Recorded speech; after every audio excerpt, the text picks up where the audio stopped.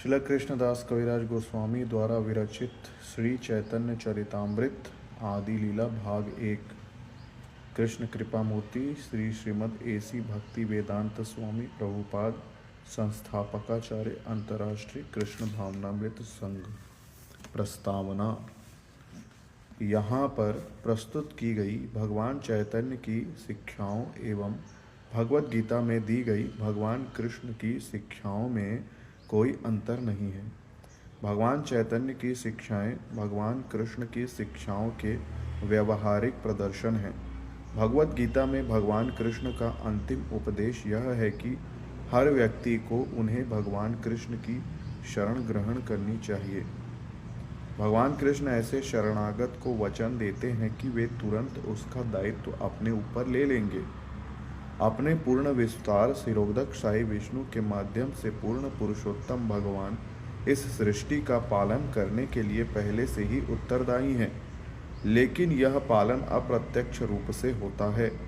किंतु जब भगवान कहते हैं कि वे अपने शुद्ध भक्तों का दायित्व अपने ऊपर लेते हैं, तब वे वास्तव में प्रत्यक्ष रूप से ऐसा करते हैं।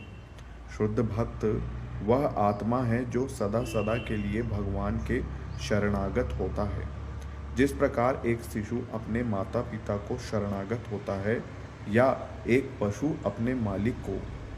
शरणागति में मनुष्य को एक भक्ति संपन्न करने के लिए अनुकूल वस्तुओं को ग्रहण करना चाहिए। 2 प्रतिकूल वस्तुओं का त्याग कर देना चाहिए। 3 भगवान के संरक्षण पर दृढ़ विश्वास रखना चाहिए। 4 एकमात्र भगवान की कृपा पर आश्रित रहना चाहिए। 5 भगवान की इच्छा से पृथक कोई इच्छा नहीं करनी चाहिए। 6 अपने आप को सदैव विनीत एवं दीन समझना चाहिए। भगवान चाहते हैं कि मनुष्य इन 6 निर्देशों का पालन करते हुए उनकी शरण में आए, किंतु संसार के अज्ञानी तथा कथित विद्वान इन निर्देशों को ठीक से समझ नहीं पाते और जनता को प्रेरित करते हैं कि वे इनका बहिष्कार करें। भगवत गीता के 9वें अध्याय के अंत में भगवान कृष्ण प्रत्यक्ष आदेश देते हैं, अपने मन को सदा मेरे चिंतन में लगाओ, मेरे भक्त बनो, केवल मुझे नमस्कार करो और केवल मेरी पूजा करो। इस तरह मुझ में तल्लीन होने पर तुम निश्चित रूप से मुझे मेरे दिव्य धाम में प्राप्त कर सकोगे। भगवत गीता 9वां अध्याय 34वां श्लोक। किंतु ये आसुरी विद्वान जनता को भगवान की शरण में न ले जाकर उसे निर्विशेष, अव्यक्त, नित्य, अजन्मा सत्य की ओर जाने के लिए भ्रमित करते हैं। निर्विशेष मायावादी विचारक यह मानने के लिए तैयार नहीं है कि परम सत्य का आखिरी लक्षण यह है कि वे पूर्ण पुरुषोत्तम भगवान हैं। यदि कोई सूर्य को यथा रूप में जानना चाहता है तो पहले उसे सूर्य की धूप का अनुभव करना होगा, फिर सूर्य ग्रह का, और फिर यदि वह इस ग्रह में प्रविष्ट होने के लिए शक्तिमान बनता है तो वह सूर्य के अधिष्ठाता देव को आमने सामने देखने का सुअवसर प्राप्त कर सकता है। ये मायावादी विचारक अल्प ज्ञान के कारण ब्रह्म तेज से आगे नहीं जा पाते, जिसकी तुलना सूर्य की धूप से की जा सकती है। उपनिषदों में इसकी पुष्टि की गई है कि भगवान के असली मुख का दर्शन करने के लिए मनुष्य को ब्रह्म के जाज्वल्यमान तेज को भेदना होगा।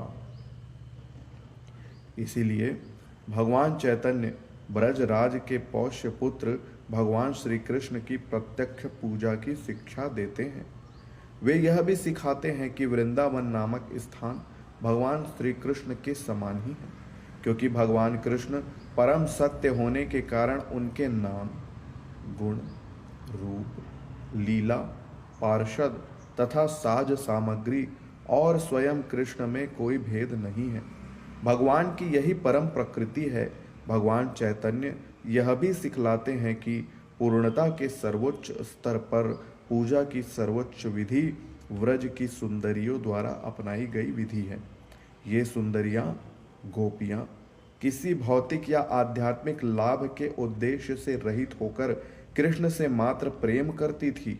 भगवान चैतन्य यह भी सिखाते हैं कि श्रीमद् भागवत दिव्य ज्ञान की निष्कलंक कथा है और मनुष्य जीवन का चरम लक्ष्य पूर्ण पुरुषोत्तम भगवान श्री कृष्ण के प्रति अनन्य प्रेम विकसित करना है। भगवान चैतन्य की शिक्षाएं सांख्य योग के आदि प्रवर्तक भगवान कपिल द्वारा दी गई शिक्षाओं के समान है। यह प्रामाणिक योग पद्धति भगवान के दिव्य रूप का ध्यान करने की शिक्षा देती है। किसी शून्य या निराकार का ध्यान करने का प्रश्न ही नहीं उठता। जब योगासन के अभ्यास के बिना ही भगवान विष्णु के दिव्य रूप का ध्यान किया जाता है, तब ऐसा ध्यान पूर्ण समाधि कहलाता है। इस प्रकार का ध्यान पूर्ण समाधि होता है। इसी पुष्टि भगवद गीता के 6 अध्याय के अंत 6:47 में की गई है, जहां भगवान कृष्ण कहते हैं कि सभी योगियों में से सर्वोत्तम योगी वह है जो अपने हृदय में निरंतर भगवान का ध्यान प्रेम तथा भक्ति के साथ करता है। भगवान चैतन्य ने जन समूह को अचिंत्य भेद अभेद तत्व रूपी सांख्य दर्शन के आधार पर, जिसमें परमेश्वर को उनकी सृष्टि से एक ही साथ एक और भिन्न माना जाता है, उपदेश दिया कि इस दर्शन का अभ्यास करने के लिए भगवान के पवित्र नाम का जप एवं कीर्तन करना वही सबसे व्यावहारिक विधि है। उन्होंने शिक्षा दी कि भगवान का पवित्र नाम भगवान का शब्दावतार है और चूंकि भगवान परम पूर्ण है, अतएव उनके पवित्र नाम एवं उनके दिव्य स्वरूप में कोई भेद नहीं है। इस प्रकार भगवान का पवित्र नाम के जप के माध्यम से मनुष्य परमेश्वर का प्रत्यक्ष सानिध्य प्राप्त कर सकता है। जो इस शब्द ध्वनि का अभ्यास करता है, उसे विकास की 3 अवस्थाओं से होकर गुजरना होता है: अपराध युक्त अवस्था, नामाभास अवस्था तथा शुद्ध नाम की दिव्य अवस्था। जप की अपराध युक्त अवस्था में सभी प्रकार के भौतिक सुखों की कामना बनी रहती है, किंतु दूसरी अवस्था में समस्त भौतिक कलमश से छुटकारा मिल जाता है। जब मनुष्य दिव्य अवस्था में स्थित होता है, तब वह सर्वाधिक वांछित पद प्राप्त करता है, भगवत प्रेम की अवस्था। भगवान चैतन्य ने शिक्षा दी कि मनुष्यों के लिए यदि सर्वोच्च पूर्णता की अवस्था यही है। योगा अभ्यास का मुख्य उद्देश्य इंद्रियों को नियंत्रित करना है। समस्त इंद्रियों का मूल केंद्रीय नियंत्रक है मन। अतएव सर्वप्रथम मन को कृष्ण भावनामृत में लगाकर उस पर नियंत्रण प्राप्त करने का अभ्यास करना होगा। मन के स्थूल कार्यकलाप ज्ञानेंद्रियों या कर्मेंद्रियों के द्वारा अपनी इच्छा के अनुसार व्यक्त होते हैं। मन के सूक्ष्म कार्यों में सोचना, अनुभव करना तथा इच्छा करना सम्मिलित है, जो मनुष्य की चेतना के अनुसार संपन्न किए जाते हैं, चाहे वे कलुषित हो या निष्कलुषित। यदि मनुष्य का मन कृष्ण, उनके नाम, गुण, रूप, लीला, पार्षद, साज सामग्री यानी परिकर पर स्थिर रहता है, तो उसके सारे सूक्ष्म एवं स्थूल कार्यकलाप अनुकूल होते हैं। भगवद गीता में चेतना के मार्जन की जो विधि दी गई है, उसमें कृष्ण के दिव्य कार्यकलापों के गुणगान से मन को कृष्ण में स्थिर करना, उनके मंदिर को बहारना, उनके मंदिर में जाना, भगवान के अलंकृत दिव्य स्वरूप का दर्शन करना, उनकी दिव्य महिमाओं का श्रवण करना, उन्हें अर्पित भोजन को ग्रहण करना, उनके भक्तों की संगति करना, उन्हें अर्पित किए गए पुष्प तथा तुलसी दल को सूंघना, भगवान के कार्यों में संलग्न होना, भक्तों के प्रति द्वेष करने वालों पर क्रुद्ध होना आदि सम्मिलित हैं। मन तथा इंद्रियों के कार्यों को रोक पाना संभव नहीं है, किंतु चेतना में परिवर्तन लाकर इन कार्यों को शुद्ध बनाया जा सकता है। इस परिवर्तन का संकेत भगवद गीता में मिलता है, जहाँ कृष्ण अर्जुन को योग विद्या बतलाते हैं, जिसके द्वारा मनुष्य कर्मों के फल के बिना कर्म कर सकता है। हे पार्थ, जब तुम ऐसी बुद्धि से कर्म करोगे, तब तुम कर्मों के बंधन से अपने आप को मुक्त कर सकते हो। भगवद गीता 2 अध्याय 39वां श्लोक। कभी कभी मनुष्य किसी परिस्थितिवश यथा व्याधि आदि के कारण इंद्रिय तृप्ति को सीमित कर देता है, किंतु ऐसी सीमाएं अल्पज्ञानियों के लिए हैं।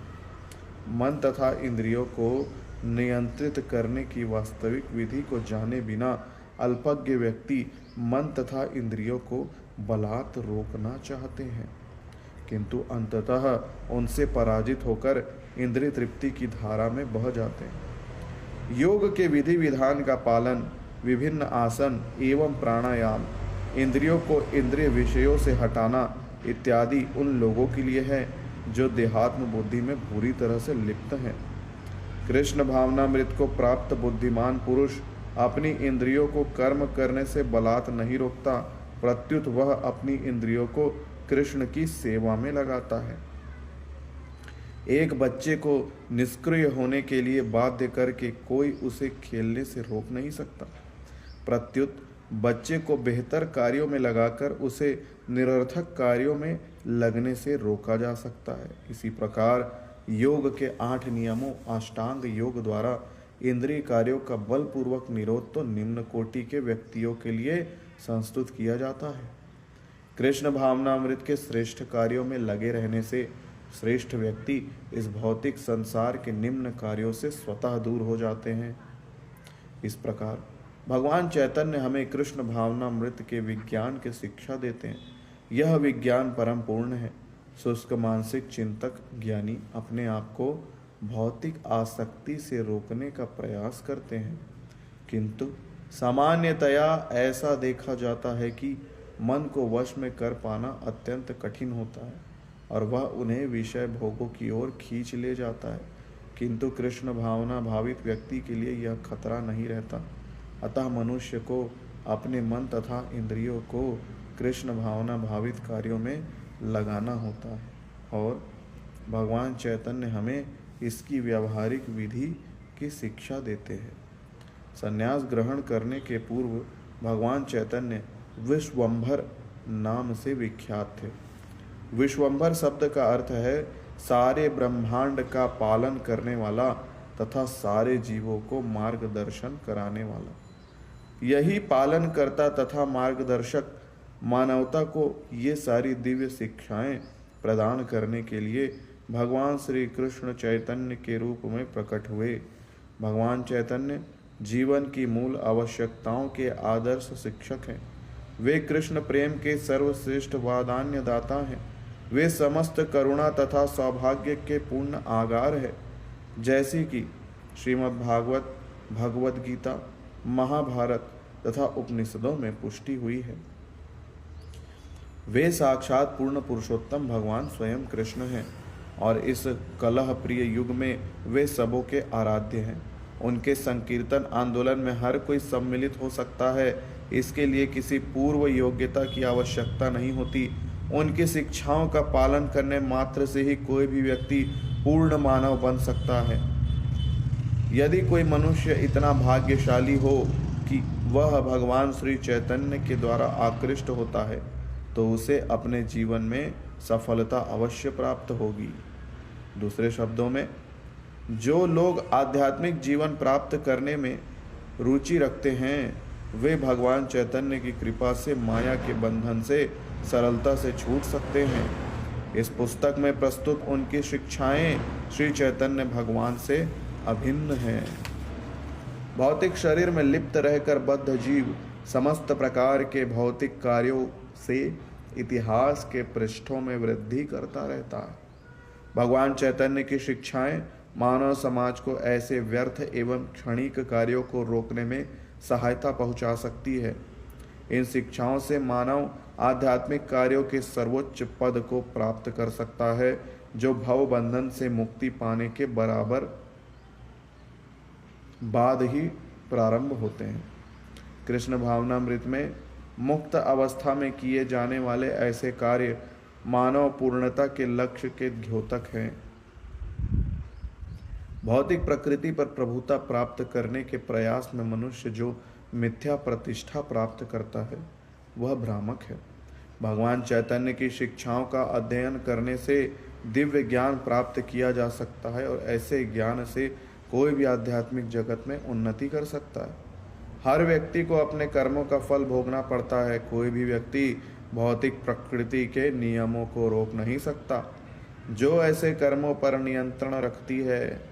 जब तक मनुष्य सकाम कर्मों में लगा हुआ है तब तक उसे जीवन के चरम लक्ष्य को प्राप्त करने के प्रयास में निराश होना पड़ेगा। मुझे पूर्ण आशा है कि इस ग्रंथ श्री चैतन्य चरितामृत में वर्णित भगवान चैतन्य की शिक्षाओं को हृदयंगम करने से मानव समाज को आध्यात्मिक जीवन का नवीन प्रकाश मिलेगा, जिससे शुद्ध आत्मा के लिए नवीन कर्म क्षेत्र खुल जाएंगे। ओम तत्सत। एसी भक्तिवेदांत स्वामी 14 मार्च 1968, चैतन्य महाप्रभु का जन्मदिन, श्री श्री राधा कृष्ण मंदिर, न्यूयॉर्क।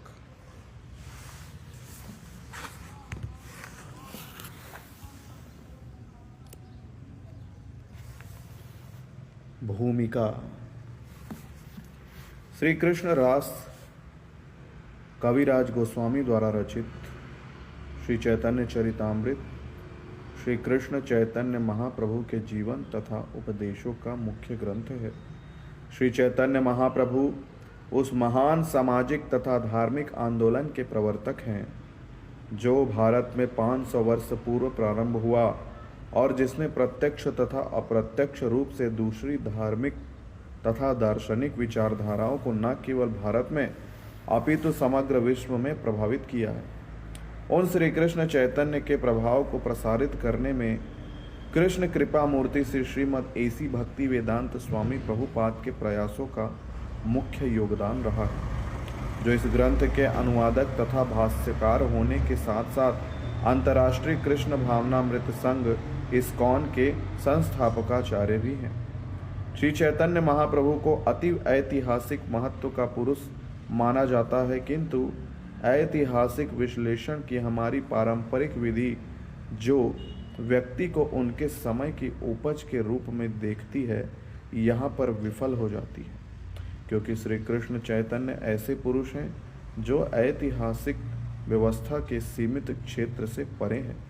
जिस समय पश्चिम में मानव भौतिक ब्रह्मांड की संरचना का अध्ययन करने तथा नवीन सागरों और महाद्वीपों की खोज में समुद्री यात्राएं करने में अपनी अनुसंधानात्मक शक्ति लगा रहा था, तभी पूर्व में श्री कृष्ण चैतन्य ऐसी क्रांति का प्रवर्तन एवं कुशल नेतृत्व कर रहे थे जो मनुष्य के आध्यात्मिक स्वभाव के सर्वोच्च विज्ञान सम्मत ज्ञान की दिशा में निर्दिष्ट था।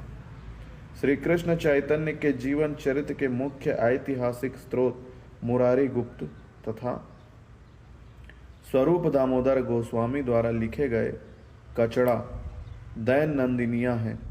मुरारी गुप्त एक वैद्य तथा श्री कृष्ण चैतन्य के अंतरंग पार्षद थे, जिन्होंने श्री चैतन्य महाप्रभु के संन्यास ग्रहण करने तक के प्रारंभिक 24 वर्षों के विषय में विस्तृत टिप्पणियां लिखी। श्री चैतन्य महाप्रभु के 48 वर्षों के जीवन की शेष घटनाएं श्री चैतन्य महाप्रभु के एक अन्य अंतरंग पार्षद स्वरूप दामोदर गोस्वामी के कचड़ा में अंकित हैं। श्री चैतन्य चरितामृत के 3 खंड हैं जिन्हें लीला कहा जाता है। ये हैं आदि लीला, मध्य लीला तथा अंत लीला।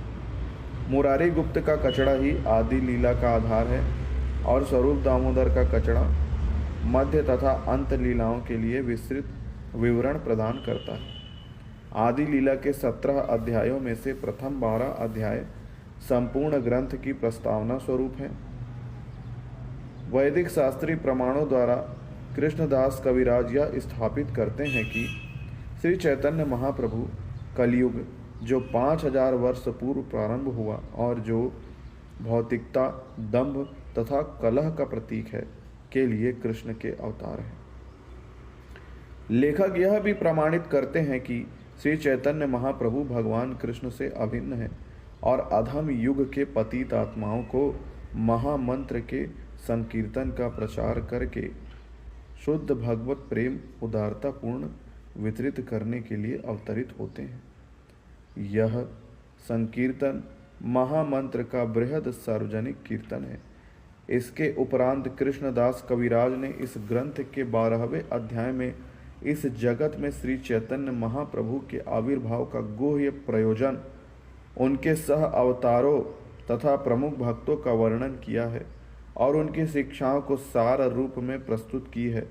आदि लीला के शेष अध्यायों 13 से 17 तक में लेखक ने चैतन्य महाप्रभु के दिव्य जन्म तथा संन्यास ग्रहण करने तक के जीवन का संक्षिप्त विवरण दिया है। इसमें उनके बचपन के चमत्कारों, अध्ययन, विवाह तथा प्रारंभिक दार्शनिक शास्त्रार्थों के साथ साथ उनके व्यापक संकीर्तन आंदोलन के संगठन तथा मुस्लिम सरकार द्वारा दमन के विरुद्ध करने कानून अवज्ञा आंदोलन का वर्णन है। तीनों लीलाओं में सबसे लंबी मध्य लीला की विषय वस्तु श्री चैतन्य महाप्रभु द्वारा एक सन्यासी, शिक्षक, दार्शनिक तथा गुरु एवं योगी के रूप में सारे भारत की विस्तृत एवं घटनापूर्ण यात्राओं का विशद वर्णन है। 6 वर्षों की इस अवधि में श्री चैतन्य महाप्रभु अपने प्रमुख शिष्यों को शिक्षाएं देते हैं। वे अपने समकालीन सुविख्यात दार्शनिकों तथा धर्मज्ञों से, जिनमें शंकराचार्य के अनुयायी, बौद्ध तथा मुसलमान सम्मिलित हैं, शास्त्रार्थ करते हैं और उन्हें तथा उनके शिष्य तथा अनुयायी वर्गों को अपने दल में सम्मिलित करते हैं। इस खंड में ओडिशा में होने वाले विशाल जगन्नाथ रथ यात्रा उत्सव के अवसर पर चैतन्य महाप्रभु की चमत्कारपूर्ण लीलाओं का विस्तृत विवरण सम्मिलित है। अंत्य लीला में श्री चैतन्य की प्रकट उपस्थिति के अंतिम 18 वर्षों का विवरण है, जिसे उन्होंने जगन्नाथपुरी के सुप्रसिद्ध जगन्नाथ मंदिर के निकट लगभग एकांत में बिताए। इन अंतिम वर्षों में श्री कृष्ण चैतन्य भाव समाधि में गहरे उतरते गए, जो समस्त पूर्वी अथवा पाश्चात्य धार्मिक तथा साहित्यिक इतिहास में अद्वितीय है। उनके नित्य संगी स्वरूप दामोदर गोस्वामी द्वारा दिए गए प्रत्यक्षदर्शी विवरण, जिनसे श्री चैतन्य की शाश्वत तथा नित्य वर्धमान धार्मिक परमानंद की अवस्था प्रकट होती है, आधुनिक मनोवैज्ञानियों तथा प्रत्यक्षवादियों के धार्मिक अनुभवों की अनुसंधानात्मक तथा विचारणात्मक क्षमताओं को स्पष्ट रूप से चुनौती देने वाले हैं। इस महान ग्रंथ के रचयिता कृष्णदास कविराज गोस्वामी का जन्म 1507 ईस्वी में हुआ था। वे चैतन्य महाप्रभु के विश्वस्त अनुयायी रघुनाथ दास गोस्वामी के शिष्य थे। रघुनाथ दास विख्यात वैरागी संत थे, जिन्होंने स्वरूप दामोदर गोस्वामी द्वारा बतलाई गई चैतन्य महाप्रभु की समस्त लीलाओं को सुना था और स्मरण कर रखा था।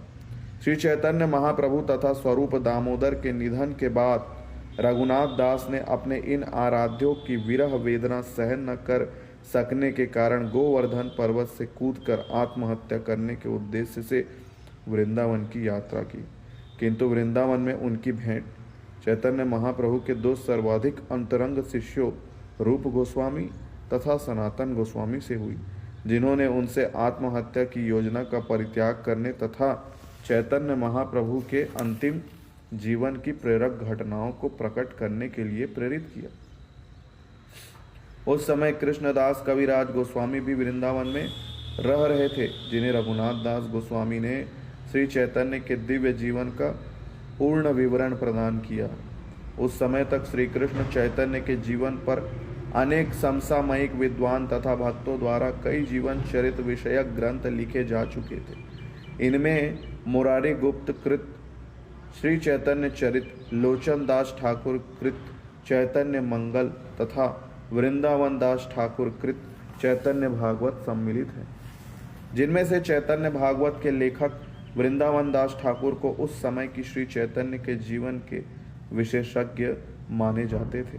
जब वृंदावन दास ठाकुर इस महत्वपूर्ण ग्रंथ की रचना कर रहे थे, तब उन्होंने इस भय से श्री चैतन्य के जीवन की अनेक घटनाओं को, विशेषतया परवर्ती घटनाओं को सम्मिलित नहीं किया। इससे ग्रंथ का आकार बढ़ जाएगा। इन अंतिम लीलाओं को सुनने के इच्छुक वृंदावन के भक्तों ने कृष्णदास कविराज गोस्वामी से, जिन्हें वे महान संत और विद्वान के रूप में सम्मान देते थे, यह अनुरोध किया कि इन घटनाओं का विस्तार से वर्णन करने वाले ग्रंथ की रचना करें। इस अनुरोध पर वृंदावन के मदन मोहन अर्चा विग्रह की अनुमति तथा आशीर्वाद से उन्होंने श्री चैतन्य चरितामृत की रचना प्रारंभ की, जिसे चैतन्य महाप्रभु के गहन दर्शन तथा शिक्षाओं के सम्यक प्रस्तुतिकरण एवं जीवन चरित्र विषयक श्रेष्ठता के कारण श्री चैतन्य महाप्रभु के जीवन तथा गूढ़ शिक्षा के सबसे महत्वपूर्ण ग्रंथ के रूप में आज सारे विश्व में मान्यता दी जा रही है। श्रील कृष्णदास कविराज गोस्वामी ने वृद्धावस्था में इस ग्रंथ पर कार्य प्रारंभ किया, जब उनका स्वास्थ्य गिर चुका था। जैसा कि उन्होंने स्वयं लिखा है, अब मैं अति वृद्ध एवं अक्षमता से विक्षुब्ध हूँ। लिखते समय मेरे हाथ कांपते हैं। मुझे ठीक से किसी बात का स्मरण नहीं हो पाता, न ही मैं ठीक से देख या सुन सकता हूँ। फिर भी मैं लिखता हूँ, जो कि अपने आप में एक महान आश्चर्य है। तो भी उन्होंने इस अक्षम अवस्था में मध्यकालीन भारत के इस महानतम साहित्यिक मणि को पूरा किया, जो साहित्यिक इतिहास के आश्चर्यों में एक है। जैसा कि पहले बताया जा चुका है, इसका अंग्रेजी अनुवाद कृष्ण कृपा मूर्ति से श्रीमद एसी भक्ति वेदांत स्वामी प्रभुपाद द्वारा संपन्न किया गया, जो समग्र विश्व में भारतीय धार्मिक तथा दार्शनिक विचारधारा के सर्वाधिक विख्यात शिक्षक हैं। श्रील प्रभुपाद का भाष्य 2 बांग्ला भाषाओं पर आधारित है। एक तो उनके गुरु महान वैदिक विद्वान उपदेशक और संत श्रील भक्ति सिद्धांत सरस्वती ठाकुर, जिन्होंने भविष्यवाणी की थी कि एक समय ऐसा आएगा जब श्री चैतन्य चरितामृत पढ़ने के लिए विश्व भर के लोग बांग्ला सीखेंगे। और दूसरा भाष्य श्रील भक्ति सिद्धांत के पिता भक्ति विनोद ठाकुर का, जिन्होंने आधुनिक युग में श्री चैतन्य महाप्रभु की शिक्षाओं के प्रचार में अग्रदूत का काम किया। श्रील प्रभुपाद स्वयं श्री चैतन्य महाप्रभु की गुरु शिष्य परंपरा में आते हैं और वे पहले विद्वान हैं जिन्होंने श्री कृष्ण चैतन्य के अनुयायियों के प्रमुख ग्रंथों का अंग्रेजी अनुवाद प्रस्तुत किया। उनकी बांग्ला तथा संस्कृत में विद्वता और श्री चैतन्य के उपदेशों से उनका अंतरंग परिचय ऐसा उपयुक्त मेल है, जो उन्हें इस महत्वपूर्ण काव्य ग्रंथ को अंग्रेजी भाषी संसार के समक्ष प्रस्तुत करने के लिए सर्वाधिक योग्य बनाता है। वे जिस सहजता तथा स्पष्टता से कठिन दार्शनिक विचारों की स्थापना करते हैं, वह भारत की धार्मिक परंपरा से पूर्णतया अपरिचित पाठक को भी इन गहन तथा स्मरणीय ग्रंथ को समझने तथा उसकी प्रशंसा करने के लिए समर्थ बनाता है। तात्पर्य समेत संपूर्ण मूल पाठ को 9 सचित्र खंडों में भक्ति वेदांत बुक ट्रस्ट द्वारा प्रस्तुत किया गया है, जो समकालीन मनुष्य के बौद्धिक, सांस्कृतिक तथा आध्यात्मिक जीवन में प्रमुख महत्वपूर्ण योगदान का प्रतिनिधित्व करता है।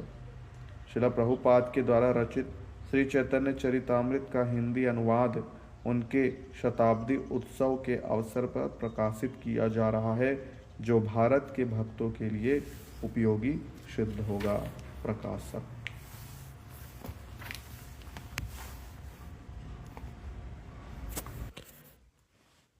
परिचय।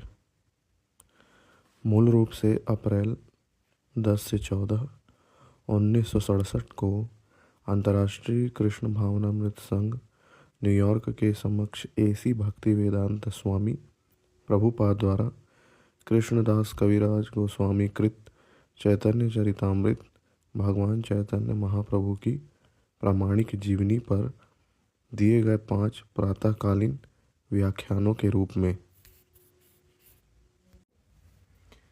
चैतन्य का शाब्दिक अर्थ है जीवंत शक्ति, चरित का अर्थ है चरित्र और अमृत का अर्थ है अमर। सजीव प्राणी होने के नाते हम हिलडुल सकते हैं, किंतु एक मेज ऐसा नहीं कर सकती, क्योंकि उसमें जीवनी शक्ति नहीं है। गति, हिलना डुलना तथा क्रियाशीलता को जीवन शक्ति का चिन्ह या लक्षण माना जा सकता है। निस्संदेह यह कहा जा सकता है कि जीवनी शक्ति के बिना कोई क्रियाशीलता नहीं आ सकती। यद्यपि भौतिक अवस्था में जीवनी शक्ति रहती है, किंतु वह अमृत अर्थात अमर नहीं होती। अतएव चैतन्य चरितामृत शब्दों का अनुवाद जीवंत शक्ति का अमर चरित्र के रूप में किया जा सकता है। किंतु यह जीवंत शक्ति अमर रूप में कैसे प्रदर्शित होती है, यह इस भौतिक ब्रह्मांड में मनुष्य या किसी अन्य प्राणी द्वारा प्रदर्शित नहीं की जाती, क्योंकि हम में से कोई भी व्यक्ति इस शरीर में अमर नहीं है। हम में जीवनी शक्ति है, हम कार्य करते हैं और हम अपनी प्रकृति तथा वैधानिक स्थिति से अमर हैं, किंतु हम जिस भौतिक स्थिति में लाकर रखे गए हैं उसमें हमारी अमरता का प्रदर्शन नहीं हो पाता।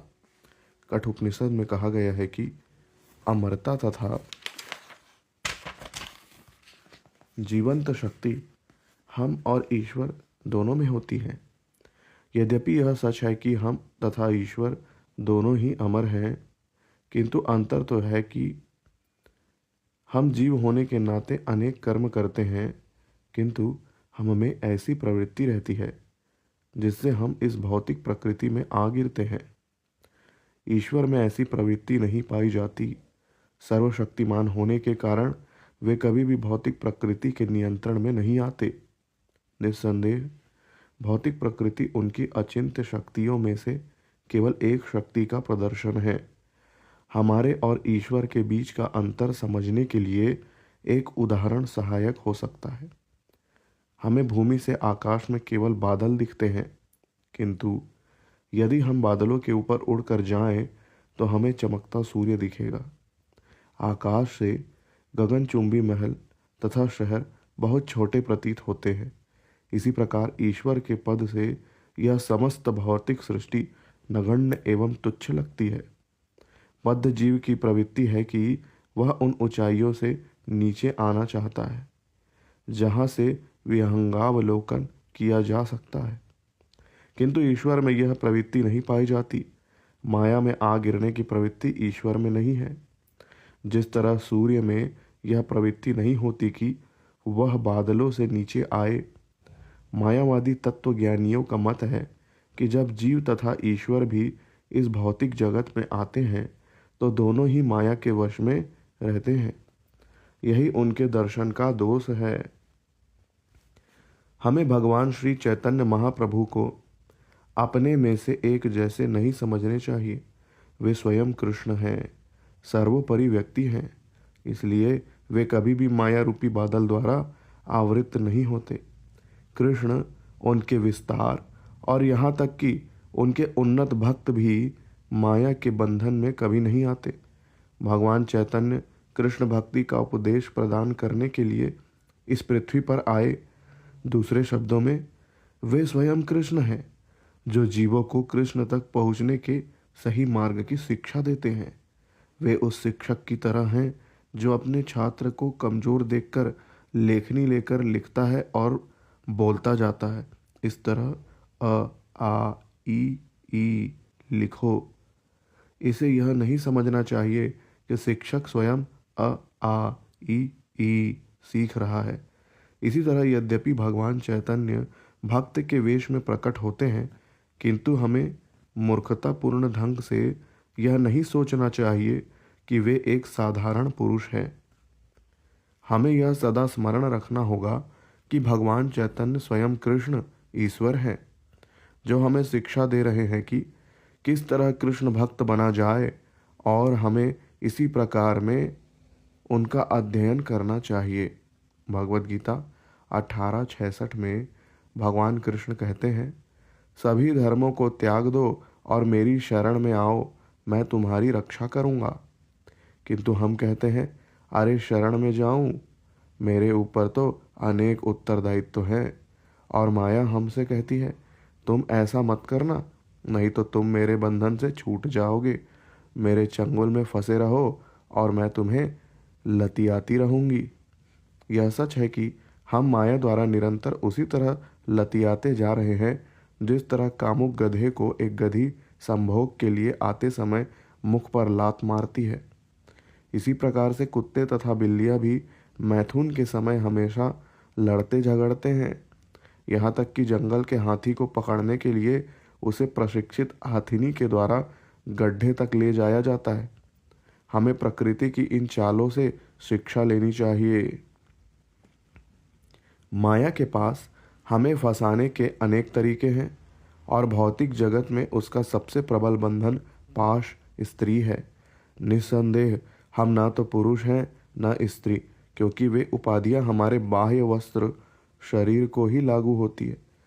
वास्तव में हम सब कृष्ण के दास हैं, किंतु बद्ध जीवन में हम सुंदर स्त्री रूपी लोहे की जंजीर से जकड़े हुए होते हैं।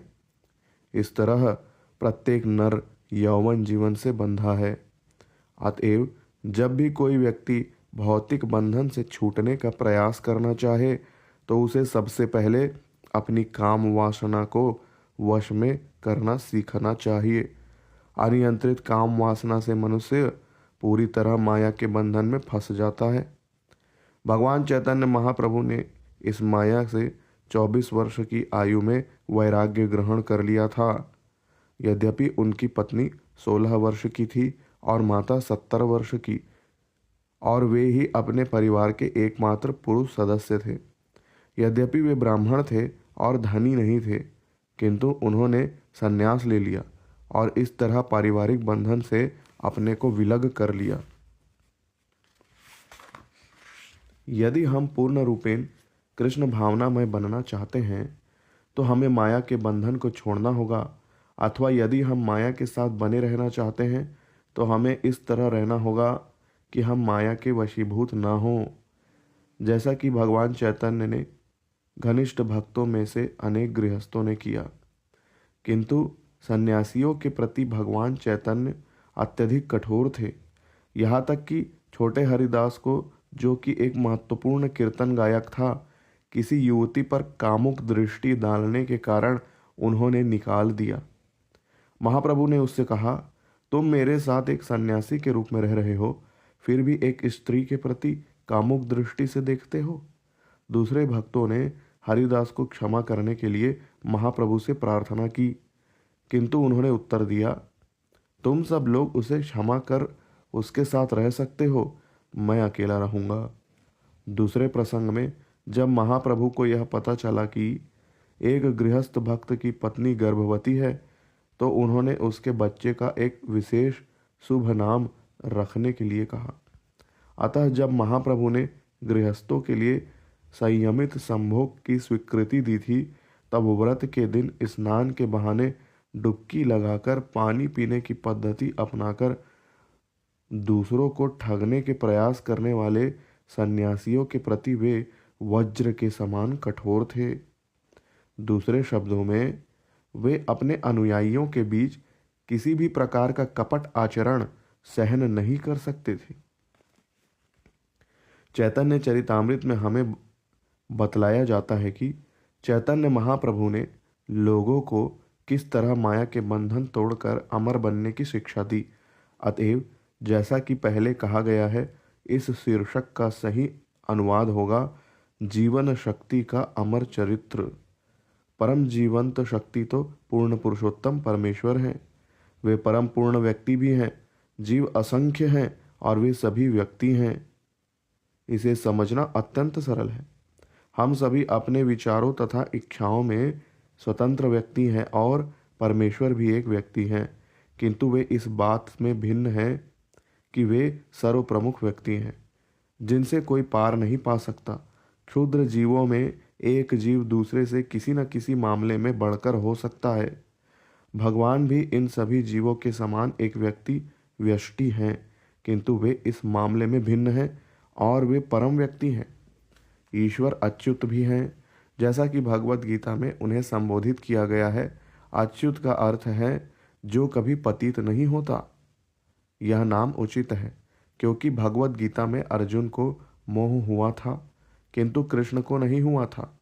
कृष्ण अपनी अच्युतता का प्रदर्शन स्वयं करते हैं जब वे अर्जुन से कहते हैं, जब मैं संसार में प्रकट होता हूँ तब मैं ऐसा अपनी अंतरंगा शक्ति से करता हूँ, भगवद गीता 4.6।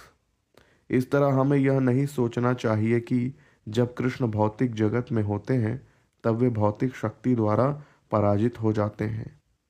कृष्ण तथा उनके अवतार कभी भी भौतिक प्रकृति के वश में नहीं होते, वे सर्वथा मुक्त रहते हैं। वस्तुतः श्रीमद् भागवत में ईश्वरी प्रकृति वाला व्यक्ति उसे बतलाया गया है जो भौतिक प्रकृति में रहते हुए भी उसके गुणों से प्रभावित नहीं होता।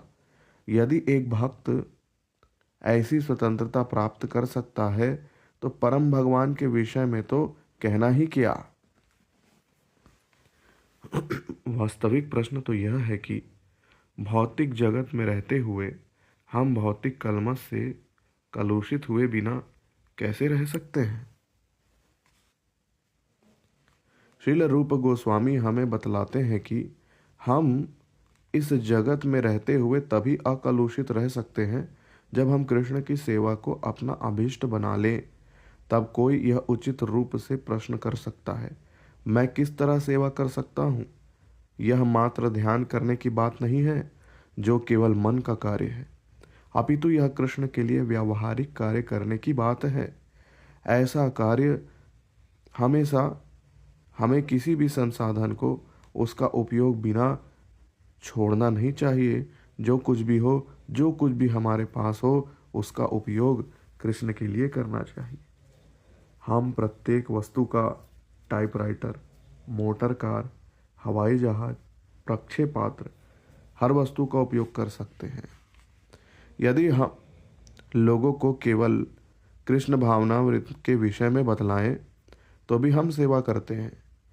इस तरह यदि हमारे मन, इंद्रियां, वाणी, धन तथा शक्ति का उपयोग कृष्ण की सेवा में होता है तो हम भौतिक प्रकृति में नहीं रह रहे हैं। आध्यात्मिक चेतना या कृष्ण भावना के बल पर हम भौतिक प्रकृति के स्तर को पार कर जाते हैं। यह तथ्य है कि कृष्ण, उनके अंश तथा उनके भक्त अर्थात वे जो उनके लिए कार्य करते हैं भौतिक प्रकृति में नहीं होते, यद्यपि अल्पज्ञ यही सोचते हैं कि वे होते हैं। चैतन्य चरितामृत हमें शिक्षा देता है कि आत्मा अमर है और आध्यात्मिक जगत के हमारे सारे कार्य भी अमर हैं। मायावादी लोग, जिनका विचार है कि परम पूर्ण निर्विशेष एवं निराकार है, यह दलील देते हैं कि स्वरूप सिद्ध आत्मा को बात करने की आवश्यकता नहीं है, किंतु वैष्णव जन जो कि कृष्ण के भक्त होते हैं दलील देते हैं कि जब कोई साक्षात्कार की अवस्था को प्राप्त करता है तभी वह सचमुच बोलने लगता है। वैष्णव कहता है, इसके पहले तो हम केवल बकवास कर रहे थे, अब हम अपनी वास्तविक बातें, कृष्ण की बातें शुरू करें। अपने मत के पक्ष में मायावादी जल की गगरी का दृष्टांत देते हैं। वे केवल कहते हैं कि जब गगरी जल से भरी नहीं होती तो छलकती चलती है और आवाज़ करती है, किंतु जल से भरी होने पर नहीं छलकती और आवाज़ नहीं करती। तो क्या हम जल की गगरियां हैं? हमारी उपमा उनसे कैसे दी जा सकती है? अच्छी उपमा वह है जिसमें दो वस्तुओं में यथासंभव अनेक समानताएं हों। जल की गगरी जीवित शक्ति नहीं है, जबकि हम हैं। नित्य मौन ध्यान जल की गगरी के लिए अच्छा हो सकता है, किंतु हमारे लिए वह पर्याप्त नहीं है। जब सचमुच कोई भक्त यह अनुभव करता है कि उसके पास कृष्ण के विषय में कहने के लिए बहुत कुछ है, तो प्रतिदिन 24 घंटे भी कम पड़ जाते हैं। जो मूर्ख होता है उसकी ख्याति तब तक रहती है जब तक वह मौन रहता है, क्योंकि उसका मौन भंग होते ही उसकी पोल खुल जाती है। चैतन्य चरितामृत दिखलाता है कि परमेश्वर के यशोगान से अनेक अद्भुत बातों का पता चलता है। चैतन्य चरितामृत के प्रारंभ में कृष्णदास कविराज गोस्वामी लिखते हैं, मैं अपने गुरुओं को सादर नमस्कार करता हूँ। वे यहाँ बहुवचन का प्रयोग गुरु शिष्य परंपरा को इंगित करने के उद्देश्य से करते हैं। ऐसा नहीं है कि वे केवल अपने गुरु को नमस्कार करते हैं, वे तो पूरी परंपरा को, शिष्य परंपरा की पूरी श्रृंखला को नमस्कार करते हैं, जो स्वयं कृष्ण से शुरू होती है। इस प्रकार गुरुओं शब्द के संबोधन से समस्त पूर्ववर्ती गुरुओं के प्रति लेखक का अतीव सम्मान प्रदर्शित होता है। गुरु शिष्य परंपरा को नमस्कार करने के बाद लेखक अपने अन्य भक्तों को, स्वयं भगवान को, उनके अवतारों को, ईश्वर के विस्तारों को तथा कृष्ण की अंतरंगा शक्ति के प्रकाश को प्रणाम करते हैं। भगवान चैतन्य महाप्रभु, जो कभी कभी कृष्ण चैतन्य भी कहे जाते हैं, इन सब के मर्त रूप हैं। वे एक साथ भगवान, गुरु, भक्त, अवतार, अंतरंगा शक्ति तथा ईश्वर के विस्तार हैं। वे अपने पार्षद नित्यानंद के रूप में ईश्वर के प्रथम विस्तार हैं। अद्वैत के रूप में वे अवतार हैं। गदाधर के रूप में वे अंतरंगा शक्ति हैं और श्रीवास के रूप में वे भक्त की भूमिका में तटस्थ जीव हैं। इस तरह कृष्ण को अकेला नहीं सोचना चाहिए, अपितु अपने समस्त सनातन प्राकट्यों के साथ विद्यमान मानना चाहिए। जैसा कि रामानुजाचार्य ने बतलाया है, वैशिष्टाद्वैत दर्शन में ईश्वर की शक्तियाँ विस्तार तथा अवतार विविधता में एकता माने जाते हैं। दूसरे शब्दों में, ईश्वर इन सबों से अलग नहीं है, ये सभी मिलकर ईश्वर कहे जाते हैं। वास्तव में चैतन्य चरितामृत नए भक्त के लिए नहीं है, क्योंकि यह आध्यात्मिक ज्ञान का स्नातकोत्तर अध्ययन है। आदर्श रूप में मनुष्य को भगवत गीता से प्रारंभ करता है और श्रीमद् भागवतम से आगे बढ़ता है और फिर चैतन्य चरितामृत का अध्ययन करता है। यद्यपि ये सभी महान शास्त्र एक जैसे परम स्तर पर हैं, किंतु तुलनात्मक अध्ययन की दृष्टि से चैतन्य चरितामृत सर्वोच्च स्तर पर माना जाता है। इसके प्रत्येक श्लोक की रचना पूर्ण है। चैतन्य चरितामृत के दूसरे श्लोक में लेखक भगवान चैतन्य तथा भगवान नित्यानंद को नमस्कार करते हैं। वे भगवान चैतन्य तथा नित्यानंद को उपमा सूर्य और चंद्रमा से देते हैं, क्योंकि वे भौतिक जगत के अंधकार को दूर करते हैं। इस उदाहरण में सूर्य और चंद्रमा उदय साथ साथ हुआ है। पाश्चात्य जगत में जहाँ भगवान चैतन्य का यश एक तरह से अज्ञात है, वहाँ यह पूछा जा सकता है, कृष्ण चैतन्य कौन है? इस प्रश्न का उत्तर चैतन्य चरितामृत के लेखक श्रील कृष्णदास कविराज ने अपने ग्रंथ के तीसरे श्लोक में दिया है। सामान्यतया उपनिषदों में परम सत्य को निर्विशेष रूप में बताया गया है, किंतु ईशोपनिषद में परम सत्य के साकार पहलू का उल्लेख मिलता है, जहां हम निम्नलिखित श्लोक पाते हैं। हिरण्यमयेन पात्रेण सत्यस्यापि हितं मुखं तत्त्वं पुषन्न पावृणु सत्यधर्माय दृश्यते। हे प्रभु, हे समस्त जीवों के पालक, आपका वास्तविक मुख आपके चमकीले तेज से ढका हुआ है। कृपया उस आवरण को हटा लें और अपने शुद्ध भक्तों को अपना दर्शन दे। ईशोपनिषद मंत्र 15। निर्विशेषवादियों, मायावादियों में इतनी क्षमता नहीं होती कि वे ईश्वर के तेज को पार करके उस परम पुरुष तक पहुंच सके जिनसे यह प्रकाश उत्सर्जित होता है, किंतु ईशोपनिषद परमेश्वर की एक स्तुति है। ऐसा नहीं है कि उनमें निर्विशेष ब्रह्म का निषेध किया गया है, उसका वर्णन तो है ही, किंतु उस ब्रह्म को भगवान कृष्ण के शरीर का जाज्वल्यमान तेज कहा गया है। और चैतन्य चरितामृत से हमें पता लगता है कि भगवान चैतन्य स्वयं कृष्ण हैं। दूसरे शब्दों में, श्री कृष्ण चैतन्य ही निर्विशेष ब्रह्म के आधार हैं। परमात्मा, जो कि हर जीव के हृदय में और ब्रह्मांड के प्रत्येक परमाणु के भीतर विद्यमान है, चैतन्य महाप्रभु के अंश स्वरूप मात्र हैं। इसलिए श्री कृष्ण चैतन्य ब्रह्म तथा सर्वव्यापी परमात्मा दोनों के आधार होने के कारण पूर्ण पुरुषोत्तम भगवान हैं। इस प्रकार वे 6 ऐश्वर्यों से युक्त हैं। ये हैं धन, यश, बल, सौंदर्य, ज्ञान तथा वैराग्य। संक्षेप में हमें जानना चाहिए कि वे ही कृष्ण हैं, परमेश्वर हैं, और ना तो कोई उनके समान है, ना उनसे बढ़कर है। उनसे श्रेष्ठ किसी वस्तु की कल्पना नहीं की जा सकती। वे परम पुरुष हैं। एक विश्वस्त भक्त श्रील रूप गोस्वामी, जिन्हें भगवान चैतन्य ने लगातार 10 दिनों से अधिक काल तक शिक्षा दी थी, उन्होंने लिखा है, नमो महावदन्याय कृष्ण प्रेम प्रदायते कृष्णाय कृष्ण चैतन्य नामने गौरत्विषे नमः। मैं उन परम भगवान श्री कृष्ण चैतन्य को सादर नमस्कार करता हूँ, जो अन्य किसी अवतार, यहाँ तक कि स्वयं कृष्ण से भी अधिक वदान्य है, क्योंकि वे उस वस्तु को बिना मूल्य के प्रदान कर रहे हैं जिसे अभी तक किसी ने नहीं दिया है, और वह है कृष्ण का शुद्ध प्रेम। भगवान चैतन्य अपनी शिक्षाएं कृष्ण शरणागति से ही शुरू करते हैं। वे कर्म योग, ज्ञान योग या हठ योग जैसे मार्गों का अनुसरण नहीं करते, अपितु वे भौतिक अस्तित्व के उस छोर से शुरू करते हैं जहां मनुष्य अपनी सारी भौतिक आसक्ति का परित्याग कर देता है।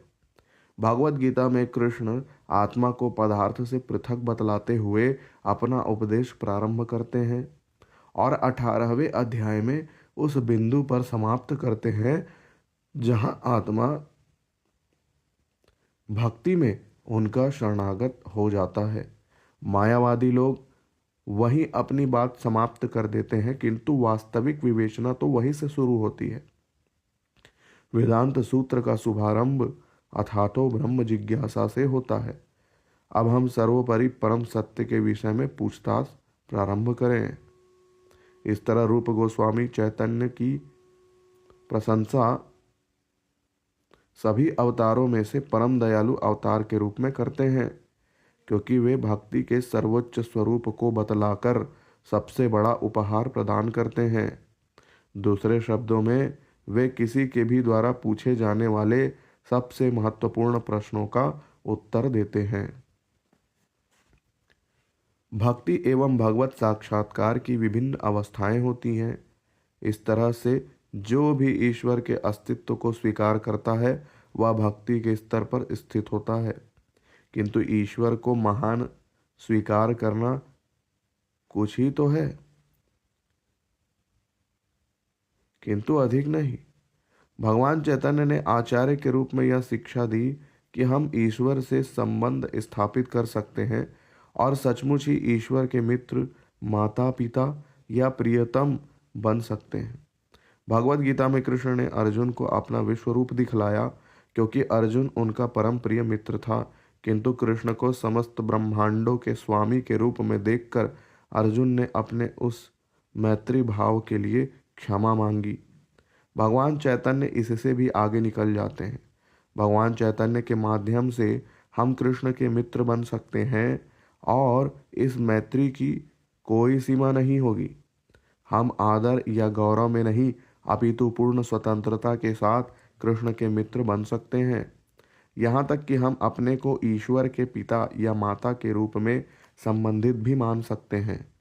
यह दर्शन न केवल चैतन्य चरितामृत का है, अपितु श्रीमद् भागवत का भी है। विश्व में ऐसे कोई अन्य शास्त्र नहीं है जिसमें ईश्वर को भक्त के पुत्र रूप में माना गया हो। सामान्यतया ईश्वर को परम शक्तिमान पिता के रूप में देखा जाता है और अपने पुत्रों की मांगों को पूरा करने वाले के रूप में देखा जाता है। किंतु कभी कभी बड़े बड़े भक्त अपने भक्ति के आचरण में ईश्वर को अपने पुत्र के रूप में देखते हैं। तब पुत्र मांगता है और पिता तथा माता उन मांगों को पूरा करते हैं, और कृष्ण की इच्छा पूर्ति करते समय भक्त पिता या माता के समान बन जाता है। इस तरह ईश्वर से लेने के स्थान पर हम ईश्वर को देने लगते हैं। इसी संबंध के कारण कृष्ण की माता यशोदा ने भगवान से कहा, यहाँ बैठो और खाओ, नहीं तो तुम मर जाओगे, ठीक से खाओ। इस प्रकार कृष्ण हर वस्तु के स्वामी होने पर भी अपने भक्त की कृपा पर आश्रित रहते हैं। यह मैत्री का अद्वितीय स्तर है, जिसमें भक्त अपने आप को वास्तव में कृष्ण का पिता या माता मानता है। किंतु चैतन्य महाप्रभु का सबसे बड़ा उपहार उनकी यह शिक्षा थी कि कृष्ण को अपना प्रेमी मानना। इस संबंध में भगवान अपने भक्त पर इतने अनुरक्त रहते हैं कि वे प्रेम विनिमय में अपने को असमर्थ पाते हैं। कृष्ण वृंदावन की गोपियों के इतने अनुग्रहित थे कि वे अपने आप को उनके प्रेम का बदला देने में असमर्थ अनुभव करते थे। उन्होंने उनसे कह दिया, मैं तुम्हारे प्रेम का प्रतिदान देने में असमर्थ हूँ। मेरे पास लौटाने के लिए कुछ भी नहीं है। इस तरह प्रेमी तथा प्रेमिका के सर्वश्रेष्ठतम स्तर पर संपन्न की गई भक्ति का ज्ञान चैतन्य महाप्रभु ने ही प्रदान किया। इसे किसी पूर्ववर्ती अवतार या आचार्य ने कभी नहीं दिया था। अतएव श्रील रूप गोस्वामी के कथन के आधार पर कृष्णदास कविराज ने अपने इस ग्रंथ के चौथे श्लोक में लिखा है, भगवान श्री चैतन्य महाप्रभु सुनहरे वर्ण में कृष्ण हैं और वे माता शची के पुत्र हैं, शची नंदन हैं। वे उदारतम पुरुष हैं क्योंकि वे सबको कृष्ण प्रेम प्रदान करने के लिए आए। आप सब लोग उन्हें सदैव अपने हृदय में रखें। उनके माध्यम से कृष्ण को समझना सरल होगा। हम प्रायः यह वाक्यांश सुनते हैं, भगवत प्रेम। इस भगवत प्रेम को कहाँ तक विकसित किया जा सकता है? इसे वैष्णव दर्शन से सीखा जा सकता है। भागवत प्रेम का सैद्धांतिक ज्ञान तो अनेक स्थानों में तथा अनेक शास्त्रों में मिल जाएगा, किंतु वह भगवत प्रेम वास्तव में है क्या और इसे किस तरह विकसित किया जाता है, इसे तो वैष्णव साहित्य में ही पाया जा सकता है। श्री चैतन्य महाप्रभु के द्वारा तो भागवत प्रेम अद्वितीय एवं सर्वोच्च विकास को प्राप्त हुआ है। इस भौतिक जगत में भी हमें प्रेम का अल्प ज्ञान हो सकता है, तो यह कैसे संभव होता है? यह हमारे मूल भगवत प्रेम की उपस्थिति के कारण होता है। इस बद्ध जीवन में हमें जो भी अनुभव प्राप्त होता है वह उन परमेश्वर में स्थित रहता है जो प्रत्येक वस्तु के चरम स्रोत हैं। परमेश्वर के साथ अपने मूल संबंध में हम वास्तविक प्रेम पाते हैं और वही प्रेम भौतिक परिस्थितियों के द्वारा विकृत रूप में प्रतिबिंबित होता है। हमारा वास्तविक प्रेम सतत एवं अंतहीन होता है, किंतु इस जगत में जब वही प्रेम विकृत रूप में प्रतिबिंबित होता है तो इसमें निरंतरता का अभाव रहता है और वह उन्माद युक्त हो जाता है। यदि हम वास्तविक दिव्य प्रेम चाहते हैं तो हमें अपने प्रेम को प्रेम के उन सर्वोपरि पात्र भगवान कृष्ण के प्रति स्थानांतरित करना होगा। कृष्ण भावना का यही मूलभूत सिद्धांत है। भौतिक चेतना में हम उस वस्तु से प्रेम करना चाहते हैं जो रंच मात्र भी प्रेम के योग्य नहीं है। हम अपना प्रेम कुत्तों और बिल्लियों को देते हैं और साथ ही यह खतरा मोल लेते हैं कि मरते समय यदि हमने उनके विषय में सोचा तो परिणाम स्वरूप हमें कुत्तों या बिल्लियों के परिवार में जन्म लेना पड़ सकता है। मृत्यु के समय हमारी चेतना हमारे बाद के दूसरे जीवन को निश्चित करती है। यही एक कारण है कि वैदिक शास्त्र स्त्रियों के सतीत्व पर इतना अधिक बल देते हैं। यदि एक स्त्री अपने पति के प्रति अत्यधिक आसक्त है तो मृत्यु के समय वह अपने पति के बारे में सोचेगी और दूसरे जीवन में वह एक पुरुष के शरीर को उन्नत होगी। साधारणतया एक पुरुष का जीवन स्त्री के जीवन से अच्छा होता है क्योंकि एक पुरुष को आध्यात्मिक विज्ञान को समझने के लिए अच्छी सुविधाएं प्राप्त होती है, किंतु कृष्ण चेतना इतनी उत्तम है कि यह पुरुष और स्त्री में कोई भेद नहीं करती। भगवद गीता 9:32 में भगवान श्री कृष्ण कहते हैं, जो कोई चाहे स्त्री, शूद्र, वैश्य अथवा निम्न योनि में उत्पन्न कोई व्यक्ति मेरा आश्रय ग्रहण करता है वह निश्चित रूप से मेरा संग प्राप्त करता है। यह कृष्ण का आश्वासन है।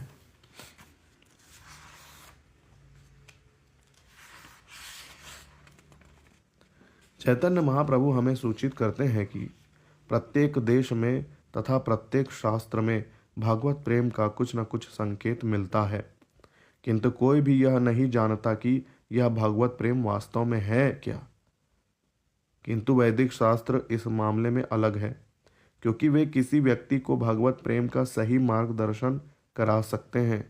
अन्य शास्त्र इसकी कोई जानकारी नहीं देते कि मनुष्य किस तरह ईश्वर से प्रेम कर सकता है। ना ही ये शास्त्र वास्तव में इसकी परिभाषा देते हैं। या वर्णन करते हैं कि वास्तव में ईश्वर क्या या कौन है।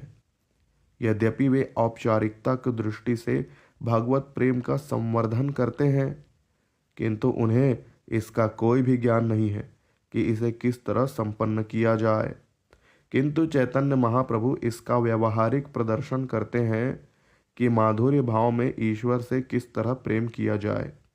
श्री चैतन्य महाप्रभु श्रीमती राधा रानी की भूमिका भाव ग्रहण करते हुए कृष्ण से प्रेम करने का प्रयास करते हैं, जैसा कि राधा रानी ने कृष्ण से प्रेम किया था। कृष्ण सदा ही राधा रानी के प्रेम से चकित रहते थे। वे पूछते थे, राधा रानी मुझे इतना आनंद किस तरह देती है। राधा रानी का अध्ययन करने के लिए कृष्ण ने उनकी भूमिका ग्रहण की और अपने आप को समझने का प्रयास किया। भगवान चैतन्य के अवतार का यही रहस्य है। चैतन्य महाप्रभु कृष्ण हैं, किंतु हमें यह दिखाने के लिए कि कृष्ण से किस तरह प्रेम किया जाए, उन्होंने राधा रानी का भाव या उनकी भूमिका ग्रहण की। इसीलिए लेखक 5वें श्लोक में लिखते हैं, मैं उन परम भगवान को सादर नमस्कार करता हूँ जो सदैव राधा रानी के भाव में मग्न रहते हैं। यहाँ यह प्रश्न उठता है कि श्रीमती राधा रानी कौन है और राधा कृष्ण क्या है। वास्तव में राधा कृष्ण प्रेम का विनिमय है, किंतु यह कोई सामान्य प्रेम नहीं है। कृष्ण की अनंत शक्तियाँ हैं, जिनमें से 3 प्रमुख हैं, अंतरंगा, बहिरंगा तथा तटस्था। अंतरंगा शक्ति के भी 3 विभाग हैं, संवित, आह्लादिनी तथा संधिनी। आह्लादनी शक्ति तो कृष्ण की आनंददायिनी शक्ति है। सारे जीवों में यह आनंद की कामना करने वाली शक्ति है, क्योंकि सारे जीव आनंद प्राप्त करने की चेष्टा करते रहते हैं। यह जीव की स्वाभाविक प्रवृत्ति है। इस समय हम इस भौतिक जगत में अपने शरीर के द्वारा अपनी आह्लादनी शक्ति का भोग करने का प्रयास कर रहे हैं। हम शारीरिक संपर्क द्वारा भौतिक इंद्रिय विषयों से आनंद प्राप्त करने का प्रयास कर रहे हैं, किंतु हमें मूर्खतावश कभी यह नहीं सोचना चाहिए कि कृष्ण जो सदैव आध्यात्मिक है, हमारी तरह इस भौतिक स्तर पर आनंद की खोज करते हैं।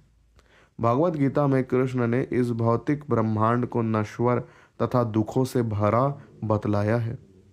तो फिर वे भौतिक पदार्थ में आनंद की खोज क्यों करेंगे? वे परमात्मा है और उनका आनंद भौतिक धारणा से परे है। यह जानने के लिए कि कृष्ण किस प्रकार आनंद का उपभोग करते हैं, हमें श्रीमद् भागवत के पहले 9 स्कंदों को और फिर 10वें स्कंद को पढ़ना चाहिए, जिसमें उनकी आह्लादनी शक्ति का प्रदर्शन राधा रानी तथा ब्रज की सुंदरियों के साथ उनकी लीलाओं के रूप में हुआ है। दुर्भाग्यवश अज्ञानी व्यक्ति तुरंत ही 10वें स्कंद में कृष्ण लीलाओं की ओर उन्मुख होते हैं। सामान्यतया कृष्ण द्वारा राधा रानी का आलिंगन अथवा गोपियों के साथ उनके रास नृत्य को सामान्य लोग नहीं समझ पाते, क्योंकि वे इन लीलाओं को सांसारिक काम वासना के संदर्भ में देखते हैं। वे मूर्खतावश सोचते हैं कि कृष्ण उन्हीं के समान है और वे गोपियों का आलिंगन उसी प्रकार करते हैं जिस प्रकार एक साधारण पुरुष किसी तरुणी का आलिंगन करता है। इस तरह कुछ लोग कृष्ण में इसलिए रुचि दिखलाते हैं क्योंकि वे सोचते हैं कि उनका धर्म यौनाचार की अनुमति देता है। यह कृष्ण भक्ति का कृष्ण प्रेम नहीं है, अपितु प्रकृत सहजिया अर्थात भौतिकतावादी काम वासना है। ऐसी त्रुटियों से बचने के लिए यह आवश्यक है कि हम समझें कि वास्तव में यह राधा कृष्ण है क्या। राधा तथा कृष्ण अपनी लीलाओं का प्रदर्शन कृष्ण की अंतरंगा शक्ति के माध्यम से करते हैं। कृष्ण की अंतरंगा शक्ति के अंतर्गत आह्लादनी शक्ति सर्वाधिक कठिन विषय है, और जब तक कोई यह नहीं जान ले कि कृष्ण क्या है, तब तक वह इसे नहीं समझ सकता। कृष्ण इस भौतिक जगत में कोई आनंद नहीं लेते, किंतु उनके पास आह्लादनी शक्ति रहती है। चूँकि हम भी कृष्ण के अंश हैं, अतएव हमारे भीतर भी आह्लादनी शक्ति है, किंतु हम उस आह्लादनी शक्ति को पदार्थ में प्रदर्शित करना चाहते हैं। किंतु कृष्ण इस तरह का व्यर्थ प्रयास नहीं करते। कृष्ण की आह्लादनी शक्ति का लक्ष्य है राधा रानी, और वे अपनी शक्ति को राधा रानी के रूप में प्रकट करते हैं और फिर उनसे प्रेम व्यवहार करते हैं। दूसरे शब्दों में, कृष्ण इस बहिरंगा शक्ति में आनंद नहीं लेते, अपितु वे राधा रानी के रूप में अपनी अंतरंगा शक्ति या आह्लादनी शक्ति को प्रकट करते हैं और अपने साथ आनंद लेते हैं। इस तरह कृष्ण अपनी अंतरंगा आह्लादनी शक्ति को भोग करने के लिए अपने आप को राधा रानी के रूप में प्रकट करते हैं। भगवान के अनेक विस्तारों, अंशों तथा अवतारों में से भगवान की यह आह्लादनी शक्ति अग्रगण्य और मुख्य है। ऐसा नहीं है कि राधा रानी कृष्ण से अलग है, राधा रानी भी कृष्ण है, क्योंकि शक्ति तथा शक्तिमान में कोई अंतर नहीं होता है। शक्ति के बिना शक्तिमान का कोई अर्थ नहीं है और शक्तिमान के बिना शक्ति नहीं होती है। इसी तरह राधा के बिना कृष्ण का कोई अर्थ नहीं है और कृष्ण के बिना राधा का कोई अर्थ नहीं है। इसलिए वैष्णव दर्शन सर्वप्रथम भगवान की अंतरंगा आह्लादनी शक्ति को नमस्कार करता है और उसकी पूजा करता है। इस तरह भगवान तथा उनकी शक्ति को सदैव राधा कृष्ण कहकर संबोधित किया जाता है। इसी प्रकार जो नारायण की पूजा करते हैं वे सर्वप्रथम लक्ष्मी का नाम लेकर लक्ष्मी नारायण कहते हैं। इस तरह भगवान राम की पूजा करने वाले सर्वप्रथम सीता का नाम लेते हैं, चाहे सीता राम हो, राधा कृष्ण या लक्ष्मी नारायण, सबों में शक्ति सबसे पहले आती है। राधा तथा कृष्ण एक है और जब कृष्ण आनंद भोग करना चाहते हैं तो वे अपने आप को राधा रानी के रूप में व्यक्त करते हैं। राधा तथा कृष्ण के बीच प्रेम का आध्यात्मिक विनिमय कृष्ण की अंतरंगा आह्लादनी शक्ति का वास्तविक प्रदर्शन है। यद्यपि हम कहते हैं कि जब कृष्ण चाहते हैं, किंतु हम यह नहीं कहते हैं कि कब। हम ऐसा इसलिए कहते हैं क्योंकि बद्ध जीवन में हम मान लेते हैं कि हर वस्तु का प्रारंभ है, किंतु आध्यात्मिक जीवन में प्रत्येक वस्तु परम पूर्ण है। इसका ना तो आदि होता है न अंत। फिर भी यह समझने के लिए कि राधा और कृष्ण एक है तथा वे पृथक भी हो जाते हैं, हमारे मन में कब, यह प्रश्न स्वतः उठता है।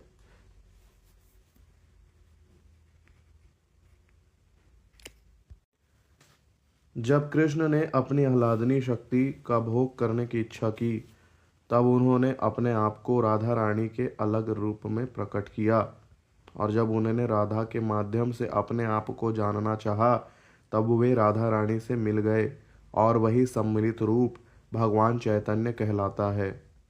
यह सब श्रील कृष्णदास कविराज द्वारा चैतन्य चरितामृत के 5वें श्लोक में समझाया गया है।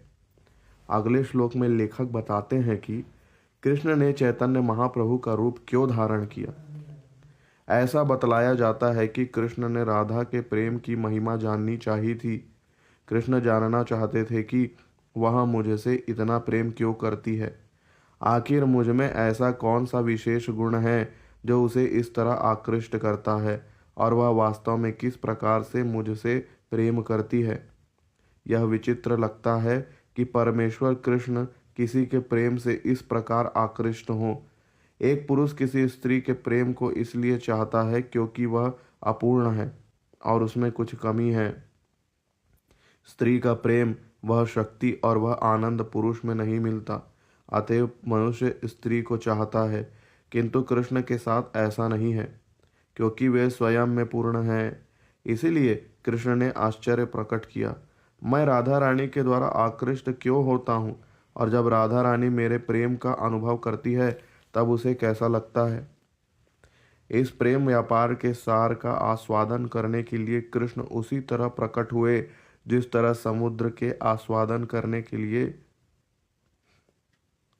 उसी तरह प्रकट हुए जिस तरह समुद्र के क्षितिज पर चंद्रमा प्रकट होता है। जिस तरह समुद्र मंथन से चंद्रमा प्रकट हुआ था, उसी तरह आध्यात्मिक प्रेम व्यापार के मंथन से चैतन्य महाप्रभु रूपी चंद्रमा प्रकट हुए।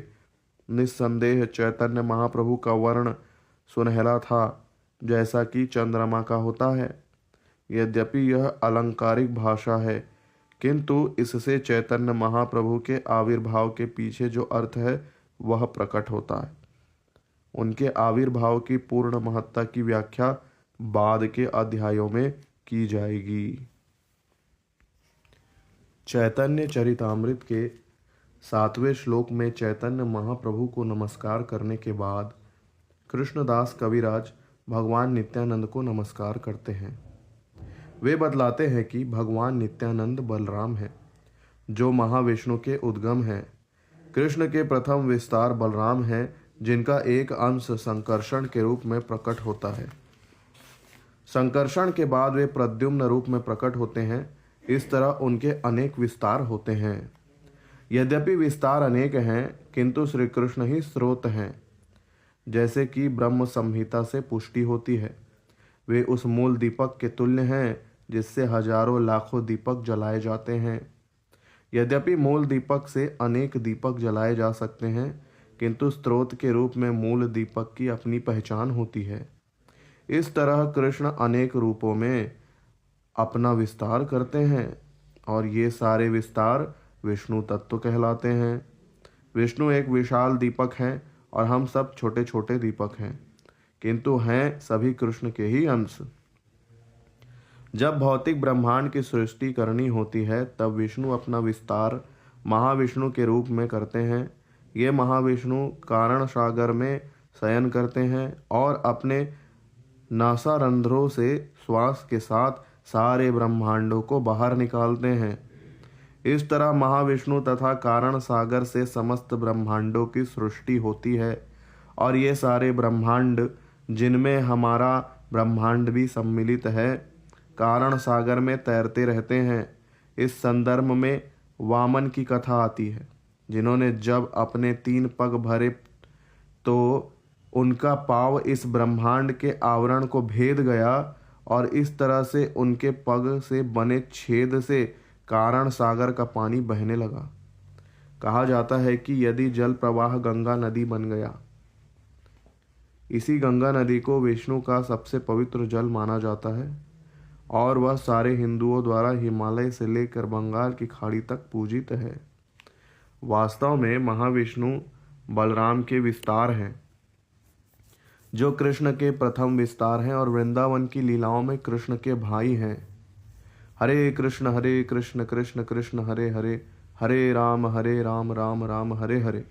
इस महामंत्र में राम बलराम के लिए आता है। चूंकि भगवान नित्यानंद बलराम के विस्तार हैं, अतएव राम शब्द भगवान नित्यानंद का भी सूचक है। इस तरह हरे राम में न केवल कृष्ण तथा बलराम की, अब भगवान चैतन्य तथा भगवान नित्यानंद को भी संबोधित किया जाता है।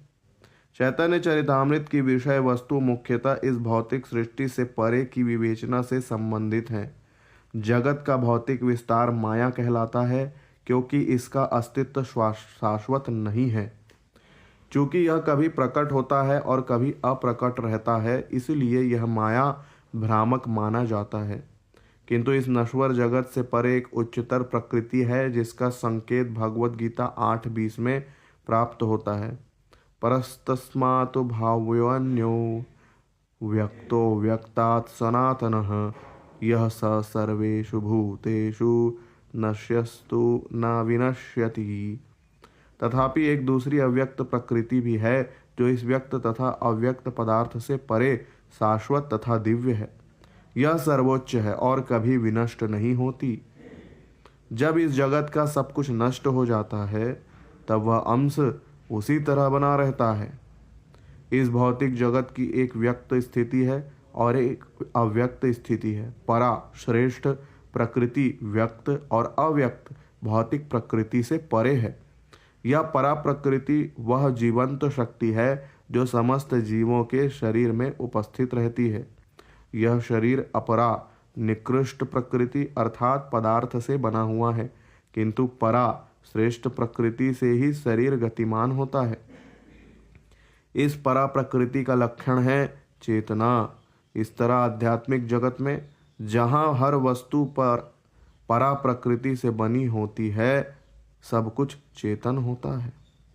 भौतिक जगत में जड़ पदार्थ चेतन नहीं होते, किंतु आध्यात्मिक जगत में कोई भी वस्तु जड़ नहीं है। वहाँ की मेज भी चेतन है, धरती भी चेतन है, वृक्ष भी चेतन है, सभी चेतन है। यह कल्पना कर पाना संभव नहीं है कि यह भौतिक जगत कहाँ तक विस्तीर्ण है।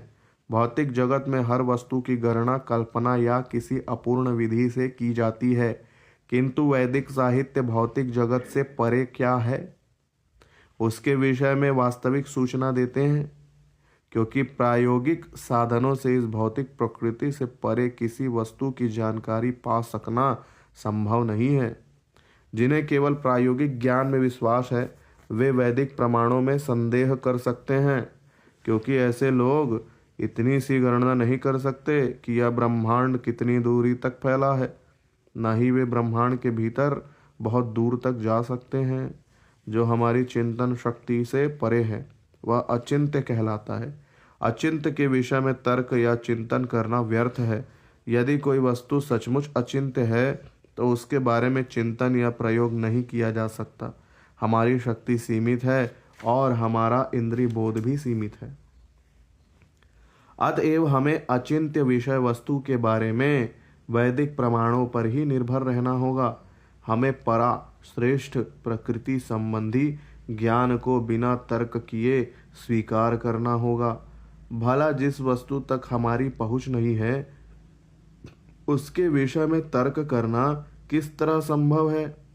दिव्य विषय वस्तु को समझने की विधि स्वयं भगवान कृष्ण ने भगवत गीता 4:1 में दी है, जहाँ कृष्ण चतुर्थ अध्याय के प्रारंभ में अर्जुन को बतलाते हैं, इमं विवस्वते योगम प्रोक्त वाहनम व्ययम विवस्वान मन्यवे प्राह मनोरिक्ष्वाक्यो ब्रवीत।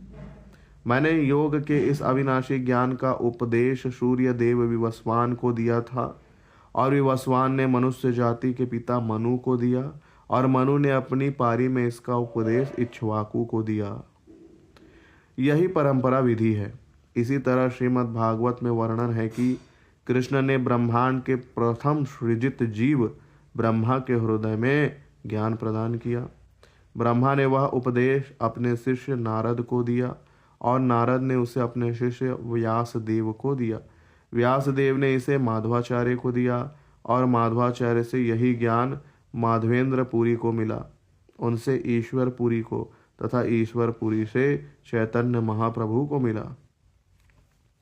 कोई पूछ सकता है कि यदि चैतन्य महाप्रभु स्वयं कृष्ण है तो फिर उन्हें गुरु की आवश्यकता क्यों हुई। निस्संदेह उन्हें गुरु की आवश्यकता नहीं थी, किंतु वे आचार्य उदाहरण देकर शिक्षा देने वाला भी भूमिका निभा रहे थे। अतएव उन्होंने गुरु स्वीकार किया। यहाँ तक कि स्वयं कृष्ण ने गुरु स्वीकार किया था, क्योंकि यही पद्धति है। इस तरह भगवान मनुष्यों के लिए आदर्श प्रस्तुत करते हैं, किंतु हमें यह नहीं सोचना चाहिए कि भगवान इसलिए गुरु स्वीकार करते हैं क्योंकि उनमें ज्ञान का अभाव है। वे तो मात्र गुरु शिष्य परंपरा को स्वीकार करने की महत्ता पर बल देना चाहते हैं। उस परंपरा का ज्ञान वास्तव में स्वयं भगवान से आता है और यदि यह ज्ञान अविच्छिन्न चला जाए तो वह पूर्ण होता है। भले ही हम उस मूल पुरुष से संपर्क न कर सकें जिसने सर्वप्रथम उसे प्रदान किया, किंतु हम इस संप्रेषण विधि से वही ज्ञान प्राप्त कर सकते हैं। श्रीमद् भागवत में कहा गया है कि परम सत्य भगवान कृष्ण ने ब्रह्मा के हृदय में दिव्य ज्ञान स्थानांतरित किया। हृदय से होकर ज्ञान प्राप्त करने की यह एक विधि है। इस प्रकार ज्ञान प्राप्त करने की 2 विधियां हैं। एक निर्भर करती है समस्त जीवों के हृदयों में निवास करने वाले परमात्मा स्वरूप पूर्ण पुरुषोत्तम भगवान पर, और दूसरी गुरु पर निर्भर करती है जो कृष्ण का अंश है। इस तरह कृष्ण बाहर से तथा भीतर से दोनों ही तरह से सूचना प्रदान करते हैं। हमें उसे केवल ग्रहण करना होता है। यदि ज्ञान को इस तरह से प्राप्त किया जाता है तो फिर वह चाहे अचिंत्य हो या ना हो, इससे कोई अंतर नहीं पड़ता। श्रीमद् भागवत में वैकुंठ लोकों के विषय में पर्याप्त सूचना दी हुई है जो भौतिक ब्रह्मांड से परे हैं। इसी प्रकार चैतन्य चरित्रामृत में भी प्रचुर परिणाम में अचिंत्य सूचना दी गई है। प्रयोगात्मक ज्ञान के द्वारा इस सूचना को प्राप्त करने की चेष्टा संभव नहीं है। इस ज्ञान को मात्र स्वीकार करना होता है। वैदिक विधि के अनुसार शब्द अर्थात दिव्य ध्वनि को प्रमाण के रूप में स्वीकार किया जाता है। वैदिक ज्ञान में शब्द अत्यंत महत्वपूर्ण है, क्योंकि यदि यह शुद्ध है तो इसे प्रामाणिक माना जाता है। यहाँ तक कि भौतिक जगत में भी टेलीफोन या रेडियो द्वारा हजारों मील से भेजी गई बहुत सी सूचना को हम स्वीकार करते हैं।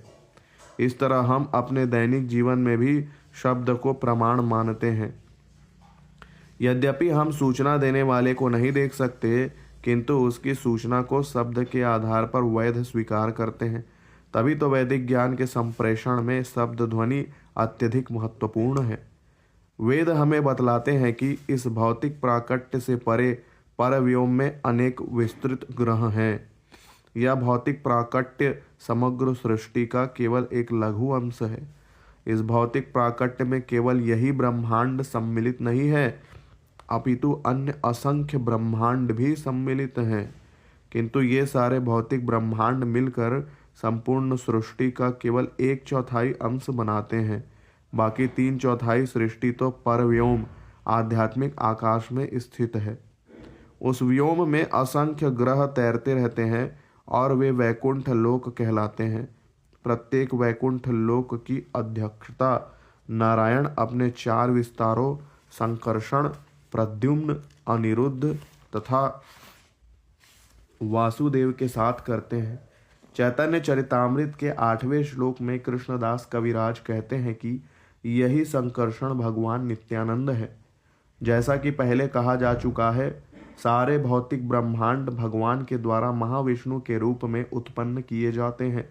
जिस प्रकार स्त्री तथा पुरुष के मिलन से संतान उत्पन्न होती है, उसी प्रकार महाविष्णु अपनी पत्नी माया अर्थात भौतिक प्रकृति से मिलते हैं।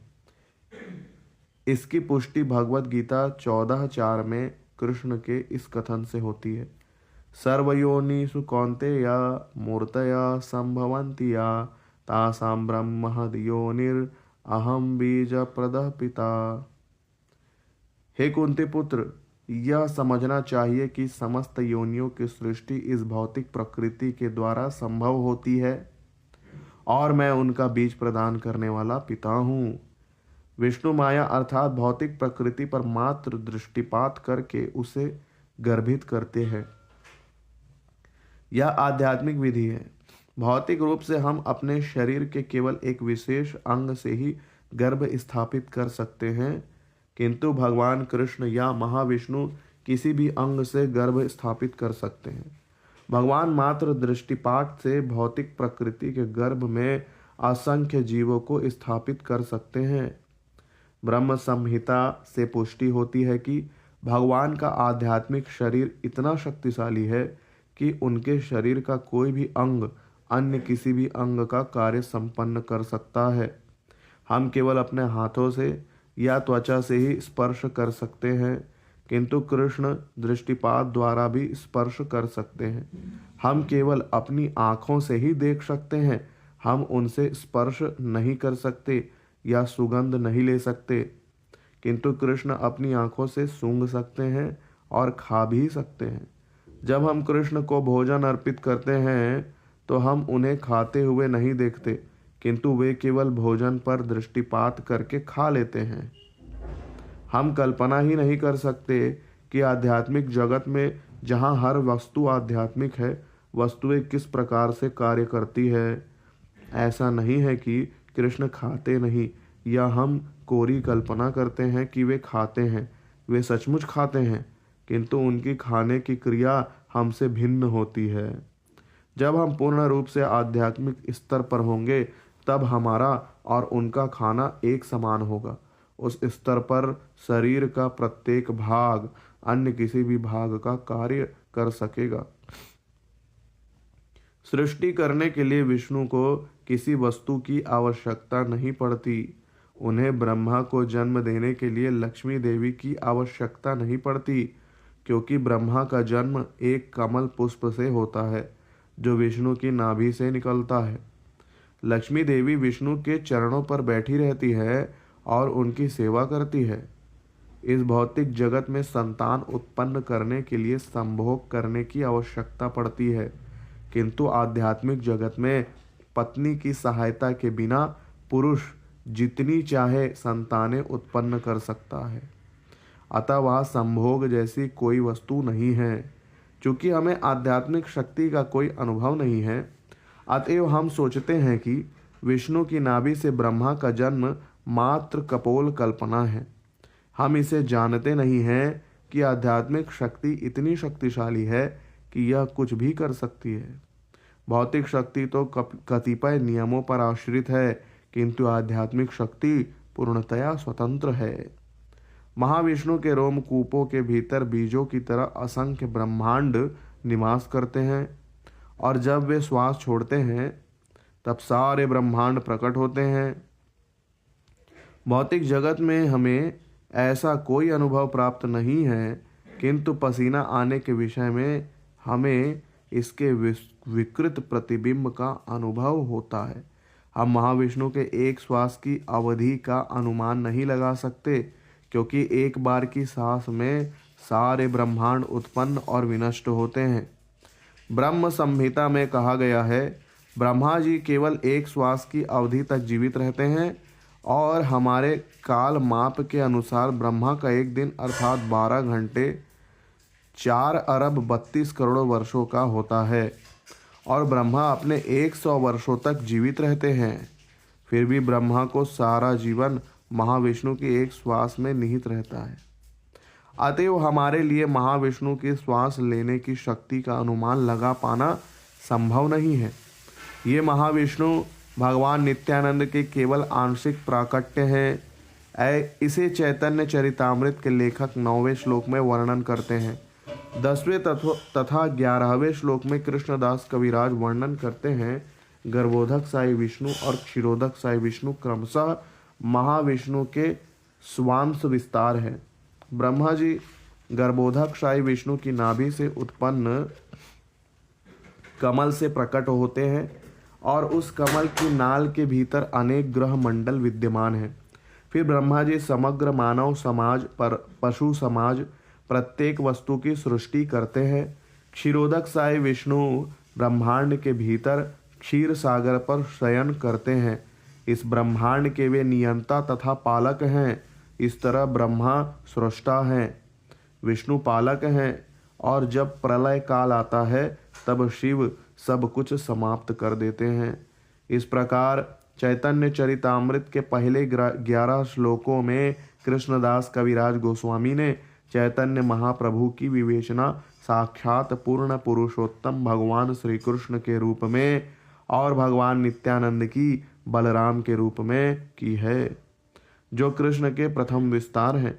इसके बाद 12वें और 13वें श्लोकों में उन्होंने चैतन्य महाप्रभु के अन्य प्रधान पार्षद अद्वैत आचार्य का वर्णन किया है, जो महाविष्णु के अवतार हैं। इस प्रकार अद्वैत आचार्य भी भगवान हैं, या यो कहें कि भगवान के विस्तार हैं। अद्वैत शब्द का अर्थ है द्वैत रहित, और उनका नाम ऐसा है क्योंकि वे भगवान से अभिन्न हैं। वे आचार्य भी कहलाते हैं क्योंकि उन्होंने कृष्ण भावनामृत का प्रसार किया। इस प्रकार वे चैतन्य महाप्रभु ही की तरह हैं।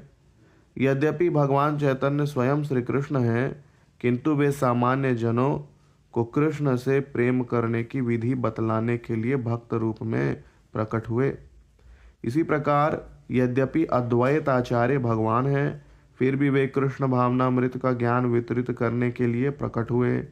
इस प्रकार वे भी भगवान हैं जो भक्त के रूप में अवतरित हुए। भगवान चैतन्य की लीलाओं में कृष्ण 5 विभिन्न अंशों में प्रकट होते हैं, जिन्हें पंच तत्व कहते हैं, जिन्हें श्रील कृष्णदास कविराज चैतन्य चरितामृत के 14वें श्लोक में नमस्कार करते हैं। कृष्ण तथा उनके सारे पार्षद भगवत भक्तों के रूप में प्रकट होते हैं। श्री कृष्ण चैतन्य, नित्यानंद प्रभु, श्री अद्वैताचार्य, श्री गदाधर प्रभु तथा श्रीवास प्रभु, सभी प्रकार से चैतन्य महाप्रभु अपने सारे भक्तों की शक्ति के उद्गम हैं। चूँकि बात ऐसी है, अतएव यदि हम कृष्ण भावना को सही ढंग से समझ करने के लिए चैतन्य महाप्रभु की शरण लेते हैं तो यह निश्चित है कि हम प्रगति करेंगे। नरोत्तम दास ठाकुर के एक गीत में कहा गया है, हे भगवान चैतन्य मुझ पर कृपा करें, आपके समान दयालु दूसरा कोई नहीं है। मेरी यह याचना अत्यंत अविलंबनीय है, क्योंकि आपका ध्येय है पतित आत्माओं का उद्धार करना और मुझसे बढ़कर अधिक पतित अन्य कोई नहीं है। इसलिए मैं आपसे प्राथमिकता के आधार पर कृपा की याचना करता हूँ। 15वें श्लोक से कृष्णदास कविराज गोस्वामी सीधे कृष्ण को नमस्कार करना प्रारंभ कर देते हैं। कृष्णदास कविराज वृंदावन के निवासी तथा महान भक्त थे। वे अपने परिवार के साथ बंगाल के बर्धमान जिले के एक छोटे से गांव कटवा में रहते थे। वे अपने परिवार वालों के साथ राधा कृष्ण की पूजा करते थे और एक बार जब उनके परिवार में भक्ति के विषय में कुछ गलतफहमी हुई तो नित्यानंद प्रभु ने स्वप्न में कृष्णदास कविराज को उपदेश दिया कि वे घर छोड़कर वृंदावन चले जाएं। यद्यपि वे अत्यधिक वृद्ध थे, किंतु वे उसी रात वृंदावन में निवास करने के लिए चल पड़े। जब वे वहां थे तब वे चैतन्य महाप्रभु के प्रधान शिष्यों कुछ गोस्वामियों से मिले। वृंदावन के भक्तों ने उनसे प्रार्थना की कि वे चैतन्य चरितामृत लिखें। यद्यपि उन्होंने लेखन कार्य वृद्धावस्था में शुरू किया, किंतु श्री चैतन्य की कृपा से वह पूरा हो गया। आज चैतन्य महाप्रभु के दर्शन और जीवन के विषय में यह सर्वाधिक प्रामाणिक ग्रंथ है। जब कृष्णदास कविराज गोस्वामी वृंदावन में रह रहे थे तब वहाँ मंदिरों की संख्या अधिक नहीं थी। उस समय मदन मोहन, गोविंद जी तथा गोपीनाथ ये ही 3 प्रमुख मंदिर थे। वे एक वृंदावनवासी के रूप में इन मंदिरों के अर्चा विग्रहों को नमस्कार करते हैं और भगवान से अनुग्रह करने की प्रार्थना करते हैं। चूँकि आध्यात्मिक जीवन में मेरी प्रगति अत्यंत मंद है, अतएव मैं आपसे सहायता की याचना कर रहा हूँ। चैतन्य चरितामृत के 15वें श्लोक में कृष्णदास सर्वप्रथम मदन मोहन विग्रह को सादर नमस्कार करते हैं, जो कृष्ण भावनामृत में प्रगति करने में सहायक हो सकते हैं। कृष्ण भावनामृत संपादित करते समय हमारा पहला कर्तव्य होता है कृष्ण को जानना तथा उनके साथ अपने संबंध को जानना। कृष्ण को जानना स्वयं को जानना है और स्वयं को जानना कृष्ण के साथ अपने संबंध को जानना है। चूँकि यह संबंध मदन मोहन विग्रह की पूजा करके सीखा जा सकता है, अतएव कृष्णदास कविराज गोस्वामी सर्वप्रथम उनसे अपना संबंध स्थापित करते हैं। जब यह संबंध स्थापित हो जाता है तो 16वें श्लोक में कृष्णदास अभिधेय विग्रह गोविंद को अपनी प्रणति निवेदन करते हैं। गोविंद विग्रह को अभिधेय विग्रह कहा जाता है क्योंकि वे हमें दिखाते हैं कि राधा और कृष्ण की सेवा कैसे की जाए। मदन मोहन विग्रह केवल यह स्थापित करते हैं कि मैं आपका सनातन सेवक हूँ, किंतु गोविंद के साथ सेवा की वास्तविक स्वीकृति दिखती है। गोविंद वृंदावन में नित्य निवास करते हैं। वृंदावन के आध्यात्मिक जगत में महले चिंतामणि के बने होते हैं। गायें प्रचुर दूध देने वाली होती हैं, जिन्हें सुरभि कहा जाता है, और वहाँ के वृक्ष कल्प वृक्ष कहलाते हैं, क्योंकि व्यक्ति जो भी कामना करता है वे उसे पूर्ण करते हैं। वृंदावन में कृष्ण सुरभि गौओं को चराते हैं और वहाँ की हजारों लाखों गोपियाँ उनकी पूजा करती हैं, जो सब लक्ष्मियाँ होती हैं। जब कृष्ण भौतिक जगत में अवतरित होते हैं तब यही वृंदावन उनके साथ अवतरित होता है।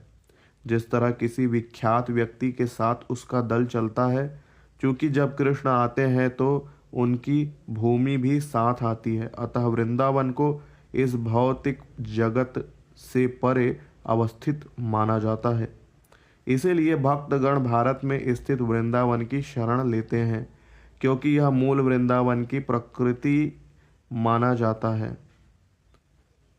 भले ही हम शिकायत करें कि यहाँ पर कोई कल्प वृक्ष नहीं है, किंतु जब गोस्वामी गण वहाँ रह रहे थे तब कल्प वृक्ष विद्यमान थे। ऐसा नहीं है कि कोई भी जाकर इन वृक्षों से मांगने लगे, पहले उसे भक्त बनना होगा। गोस्वामी गण किसी भी वृक्ष के नीचे केवल एक रात ठहरते थे और ये वृक्ष उनकी सारी आवश्यकताओं की पूर्ति करते थे। सामान्य व्यक्ति के लिए यह बहुत अद्भुत लग सकता है, किंतु ज्यों ज्यों मनुष्य भक्ति में प्रगति करता है त्यों त्यों यह सब अनुभव होने लगता है। वृंदावन का वास्तविक अनुभव उन व्यक्तियों को ही हो पाता है जो भौतिक आनंद से विमुख हो चुके हैं। एक महान भक्त पूछता है, कब मेरा मन भौतिक भोग की लालसा से शुद्ध हो सकेगा जिससे मैं वृंदावन का दर्शन कर सकूं। हम जितने ही अधिक कृष्ण भावना भावित होंगे और जितने ही अग्रसर होंगे, सारी वस्तुएं उतनी ही आध्यात्मिक लगने लगेंगी। इस प्रकार कृष्णदास कविराज गोस्वामी ने भारत के वृंदावन को आध्यात्मिक आकाश में स्थित वृंदावन जैसा ही माना और चैतन्य चरितामृत के 16वें श्लोक में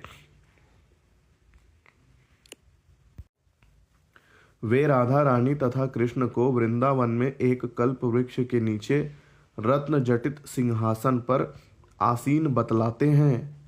वहां कृष्ण की प्रिय गोपियां तथा राधा रानी तथा कृष्ण की सेवा गाकर, नाचकर, तांबुल तथा जलपान देकर और उन्हें फूलों से सजाकर करती है। आज भी भारत में लोग झूलते हुए सिंहासनों को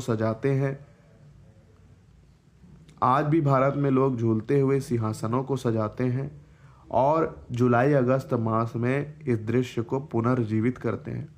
सामान्यतया उस समय लोग वहां के अर्चा विग्रहों को नमस्कार करने वृंदावन जाते हैं। अंत में कृष्णदास कविराज गोस्वामी पाठकों को गोपीनाथ विग्रह के नाम पर आशीर्वाद देते हैं। गोपीनाथ विग्रह गोपियों के स्वामी के रूप में कृष्ण हैं। कृष्ण सारी गोपियों को अपनी बंसी की ध्वनि से आकृष्ट करते थे और जब गोपियां अपने घर के सारे कामकाज छोड़कर आ जाती थी तब कृष्ण उनके साथ नृत्य करते थे। ये सारे कार्यकलाप श्रीमद् भागवत के 10वें स्कंद में वर्णित है। ये गोपियां कृष्ण की बाल्यावस्था की संगिनी थी। उनमें से बहुत सी विवाहित थी, क्योंकि भारत में लड़कियों का विवाह सामान्यतया 12 वर्ष की आयु में हो जाता है। हाँ, लड़कों का विवाह 18 वर्ष के पूर्व नहीं होता। अतएव कृष्ण, जो उस समय 15 या 16 वर्ष के थे, विवाहित नहीं थे। फिर भी वे इन लड़कियों को उनके घरों से बुलाते और अपने साथ नृत्य करने के लिए आमंत्रित करते थे। यह नृत्य रास लीला कहलाता है और यह वृंदावन की लीलाओं का सर्वाधिक उच्च स्तर का विलास है। इसीलिए कृष्ण गोपीनाथ कहलाते हैं, क्योंकि वे गोपियों के प्रिय प्राणनाथ हैं। कृष्णदास कविराज गोस्वामी भगवान गोपीनाथ से आशीर्वाद प्रदान करने को कहते हैं। वे गोपीनाथ अर्थात कृष्ण आपको आशीर्वाद प्रदान करें, आप गोपीनाथ द्वारा आशीष प्राप्त करें। जिस प्रकार कृष्ण अपनी वंशी की मधुर ध्वनि से गोपियों को आकृष्ट कर लेते थे, श्री चैतन्य चरितामृत के लेखक प्रार्थना करते हैं कि उसी प्रकार गोपीनाथ अपनी दिव्य ध्वनि से इसके पाठकों के मन को भी आकृष्ट कर ले। श्री चैतन्य चरितामृत ग्रंथ की जय। जगत गुरु श्रील प्रभुपाद की जय।